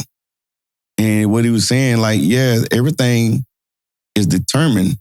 And he said, yes, you have free will, but we're so ignorant of free will that we might as well be determined anyway. And I'm just like, wow, here's this brilliant man. That's all he had. But it was really his attempt at not wanting, this is my opinion, not wanting there to be a supreme being that he answered to. Yeah, so he answered the question in a way that was kind of beautiful for his own behavior, that was just like anything all but my this. Thoughts that I'm doing is determined because I know what I'm thinking, and I'm thinking some terrible stuff. Yeah. That must be driven by somebody else. That way it takes the responsibility off of me. So Calvinism dabbles in that. So it's but in the big argument in Calvinism, I know I'm going to you're good, man. One of the big arguments is saying that if God determined it originally, then he's already picked who's been saved already. Yes. So they're saying that he was already a big knows fight, who's right? saved. Yeah. Okay. Which is really, so it takes away responsibility of man. And it makes God create of this big social experiment. Why take us through all this? Why make people born if you've already determined that why, if you're not a chosen one, if I'm not a chosen one, when am I just been born just to be thrown in the fire to keep the fire burning? Like, it doesn't make sense. Right. And then not only that, you got a heart for people. You want people to thrive. Mm-hmm. Are you more benevolent than God? You wouldn't do that. No. Create people just to put them in hell. Yeah, it's very interesting. Yeah, so you see the issue with that belief system right there, right? Just on the morals So tying that back into what we're going, where is Calvinism tying into where we were going? I may have lost the thread. I think we were talking about we were talking about the history of the church, right? So when did it get brought into? When did like Calvinism become a part of it? Yeah, so when they broke away from the Roman Catholic Church, so it's the Protestant denomination. So the Protestants is the biggest. Yeah, anyone that's Christian, not Catholic, basically. Besides like the Episcopalian, they're like a hybrid of them. Yeah, so it's just the protest. So it dominates I shouldn't say it dominates, it greatly influences the nation. Even if everybody's not Christian, it is a big influence here in America. Would you agree with that? Yeah. Well, I mean, you could argue that it was built on it. But then I kind of look into some of the founding fathers, and some of my research seems like, because wasn't it Thomas Jefferson wrote a book about Jesus that took out or wrote something, he had some type of deal he wrote about the Bible where he took out a lot of the stuff Jesus said. Really? And it was just kind of like, it kept like the nice teachings, but like didn't have nothing to do with like. It wouldn't.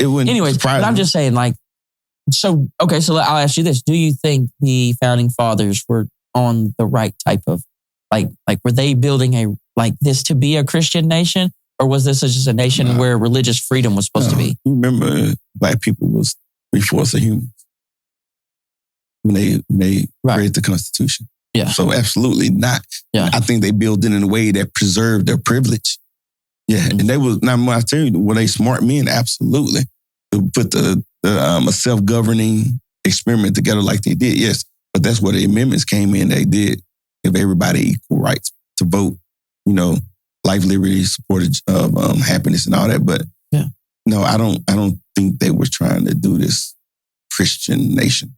Yeah. Actually, they was, the whole separation of church and state was a real thing. Yeah. And that I agree on. So, okay, with all that, I think we can agree that this shouldn't be a Christian nationalist place. I agree, it should not. But the Bible doesn't even want that to be. I think the word that's what you've been saying is that the Bible's not really a manual for. Well, I mean, I guess in the Old Testament, God showed them how to rule, but it was just for the Israel. Come on, man, you own it. That's it. Yeah, and that time that was for a specific purpose to bring about the bloodline of Christ. Right. That was it. That was Romans 9 talks about that. Yeah. But it was. And I know a lot of go back to the Old Testament and they look at those rules and try to say I know this pastor used to always say this, man, and I was like, man, that makes sense. All scripture is for our edification, but not our application. We can look at it and learn some. Yeah, because there's Bible verses where God told them to go out and like obliterate people. Yeah.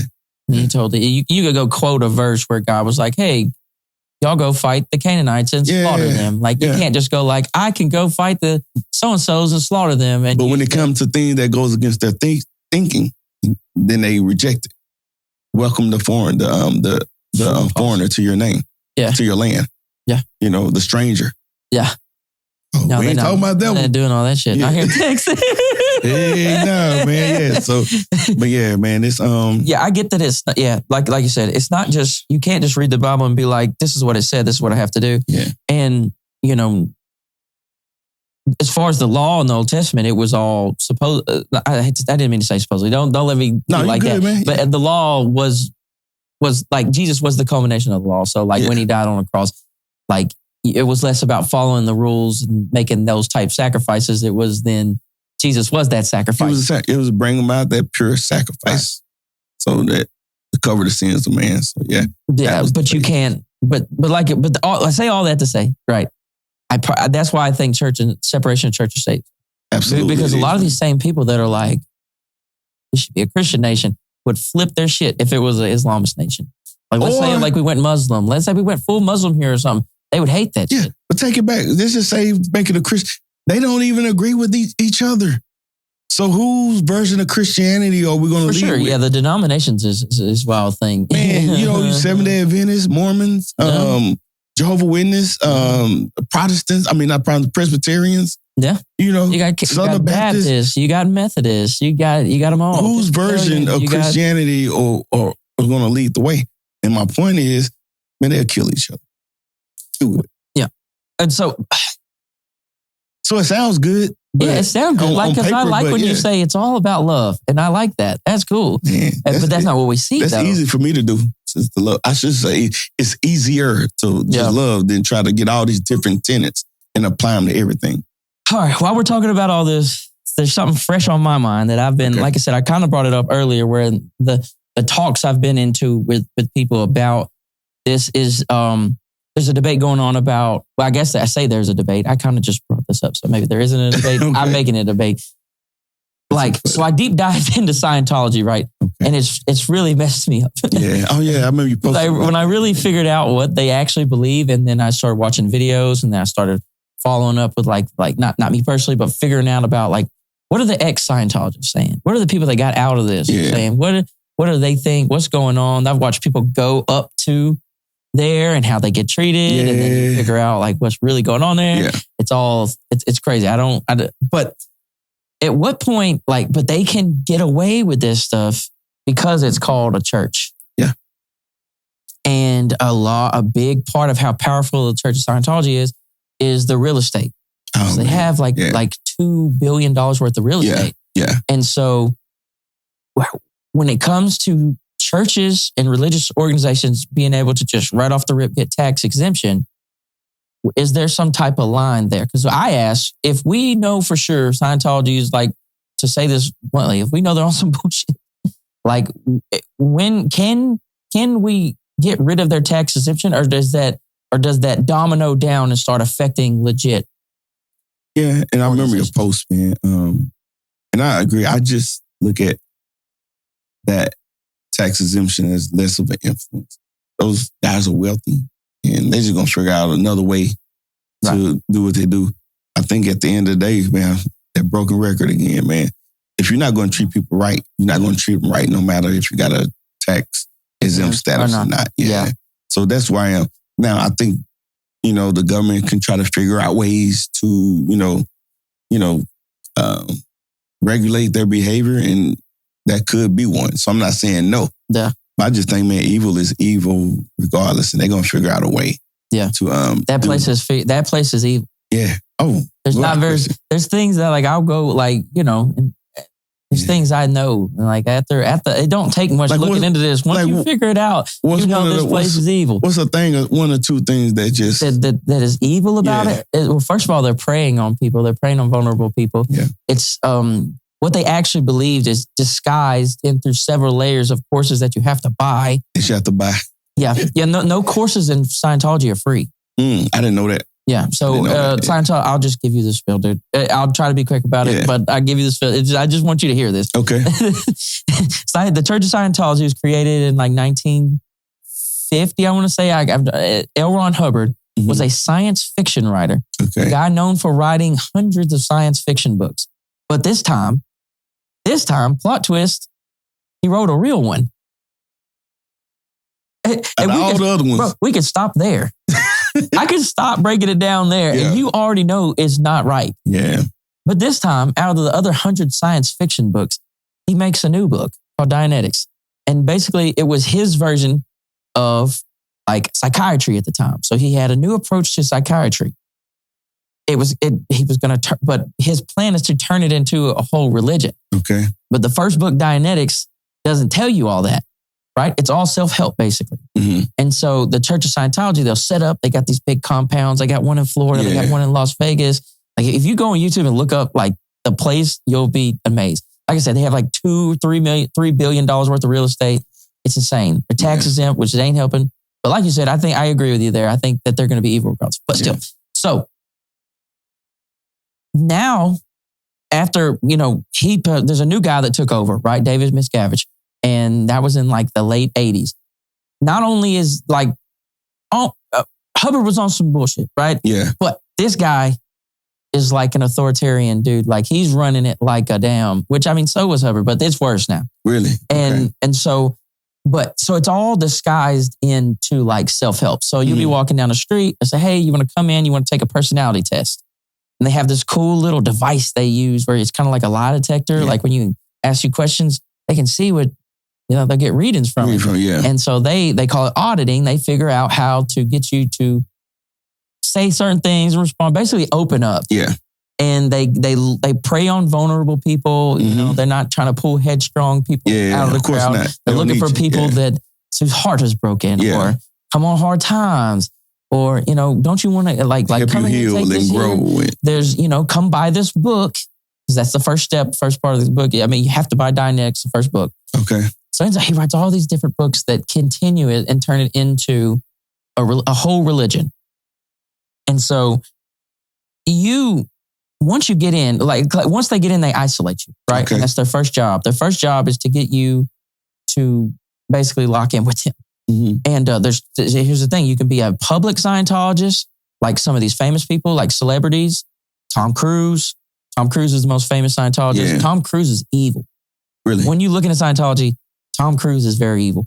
And like you might like Top Gun, you might like Mission Impossible, but when I explain to you, when I explain, like somebody like you that feels for people, when I explain this next part to you, you're not going to like Tom Cruise anymore. And I'm just warning you right now. I don't know how you feel about him now. He's finna go in the trash can for you. Okay. So you can be a public Scientologist where you just show up. Just every day you go do 2 hours, do your courses, do your learning, pay for it. Obviously, they need the celebrities, they need the money. Yeah. And so it's thousands and thousands of dollars. But as you start rising through the ranks, you learn more and more about what that religion actually is. We'll get to that in a second. But there's the other side. This is the dark side. There's the light side, there's a dark side. They're both bad, but this is the bad. Yeah. Something called the Sea Org. So the Sea Organization is what it's short for. This is the Scientology people that sign their life away to Scientology, and they live in the compounds and they have different jobs. Since they believe in reincarnation, they came up with it. They were like, hey, this is smart. Yeah. We'll have people sign their life away for 1 billion years. And so basically, these people are signing 1 billion-year contracts to do Scientology forever. But like all this stuff is offered to you after they've isolated you, after they've indoctrinated you, after they've done this weird little deal where they audit you. And you know what I mean? And then you sign up for like 1 billion years, like no bullshit, like 1 billion years. Like, and so what they do with those people is they put them on the compound. They are the workers of Scientology. They are the people that clean the floors. They are the people that, you know what I'm saying? They have their own personal security. They're the lawyers. They're the people there, but not necessarily the lawyers because those are separate because they actually get paid. Yeah. These common people I'm talking about that are in the Sea Org, they are getting $50 a week. And they are working like over 100 hours a week. And they're living in like apartments or one place that's an old hospital that they transferred into living quarters. And so like they're living in hospital rooms, and in these rooms, it isn't just, you don't get your own hospital room. You don't get your own apartment room. There's bunk beds. Right? Yeah. So it's getting darker. So they're running a massive real estate scam with tax exemption where they don't have to pay the workers to upgrade the real estate, to upgrade. That's like the real estate angle is kind of where I feel like tax exemption, if you took that from them, it might hurt them a little bit, even though they still probably would thrive. But you see what I'm saying there? Totally, they've created a church where they got free workers, where they can get tax-free real estate. You know what I'm saying? And then it's totalitarian. That's locked in. They're all answered to one guy. This one guy is not a good guy. He's not a good guy. There's no way to find it. His wife disappeared in 2007, but it's okay. She just got away from the public. She just stopped going public in 2000. Don't worry about it. Wow. She just she followed him around everywhere and was on TV, and now she's gone. Yeah, she at the house, man. Oh wow. She's still around though. Maybe. No. They would never do that. Yeah. Wow. That lady is gone. Yeah. For life. Wow. Unless, either locked away or dealt with. That's eerie, man. But yeah, and this is happening now. That's crazy. Yeah. And so like there are these people that have sold their life away for $1 billion, for 1 billion years, or $50 a week, 100 hours of work a week. It's, dude, like you're supposed to snitch on each other. Like the whole thing is set up on snitching on each other. Me and you're out to dinner, you get a drink, you start dancing on a table. Everybody at dinner is gonna, in their next audit, because they get audited constantly. That's how they kind of manipulate you. And they'll say, hey, Gerod was on a table the other night drinking. Wow. So 15 people just snitched on you. That's your everyday life. And then anyone that says anything bad about Scientology is labeled a suppressive person. in the policies of Scientology, if you're going to be in good standing with Scientology, you cannot speak to suppressive people. So with that being the rules, you can never talk to anybody that disagrees with you. Yeah. Wow. Which is never good. Yeah. You should always talk to people who disagree with you. Absolutely. Challenging. That's where you grow. That's like going to the gym and saying, don't lift any weights in here. Yeah. But get strong. Yeah. Ain't gonna happen. No. Yeah. So I know that's my rant. I'm sorry. That's but good, man. Isn't that scary? Hey, when you get a chance, you may have already done it. Look into Jehovah's Witness. I'm ready to go down the Mormon route. I'm ready to go down Jehovah's Witness route. Especially those two. How about when you watch how similar the setup is to Jehovah's Witness? They got Gilead where they go and live, and the real estate and the magazine publishing that brings in, generate money. And they tell you to stay away from people that disagree because they're mentally ill. And when you read, especially Jehovah's Witness and Mormons too, you'll see a lot of similarities to that. Yeah. Which I deep dived into a lot of cults like the Manson family. Yeah. And it's the same playbook. You got a charismatic leader that convinces you to leave your family and tells you the whole world is wrong and they're right. And the people that they prey on to get started, and then their families. Yeah. Yeah. And then the separation, isolation. It's all. Yeah. It's a playbook. Yeah. And the problem is, and where my heart hurts, because I'm a people person, you're a people person, is, you can look at that and you can say that's evil. But like, if you really start thinking about it, that's when you really start to hurt and you go, damn, these are just people. And they're getting manipulated and they're getting preyed upon and they're looking for vulnerable people.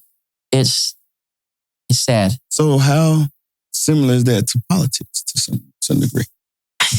Yeah. The mindset to get people to buy in and turn on each other and all in or all out. It can be. I think both parties could be, they probably fit the definition of cults. Cynicism, man, where they just.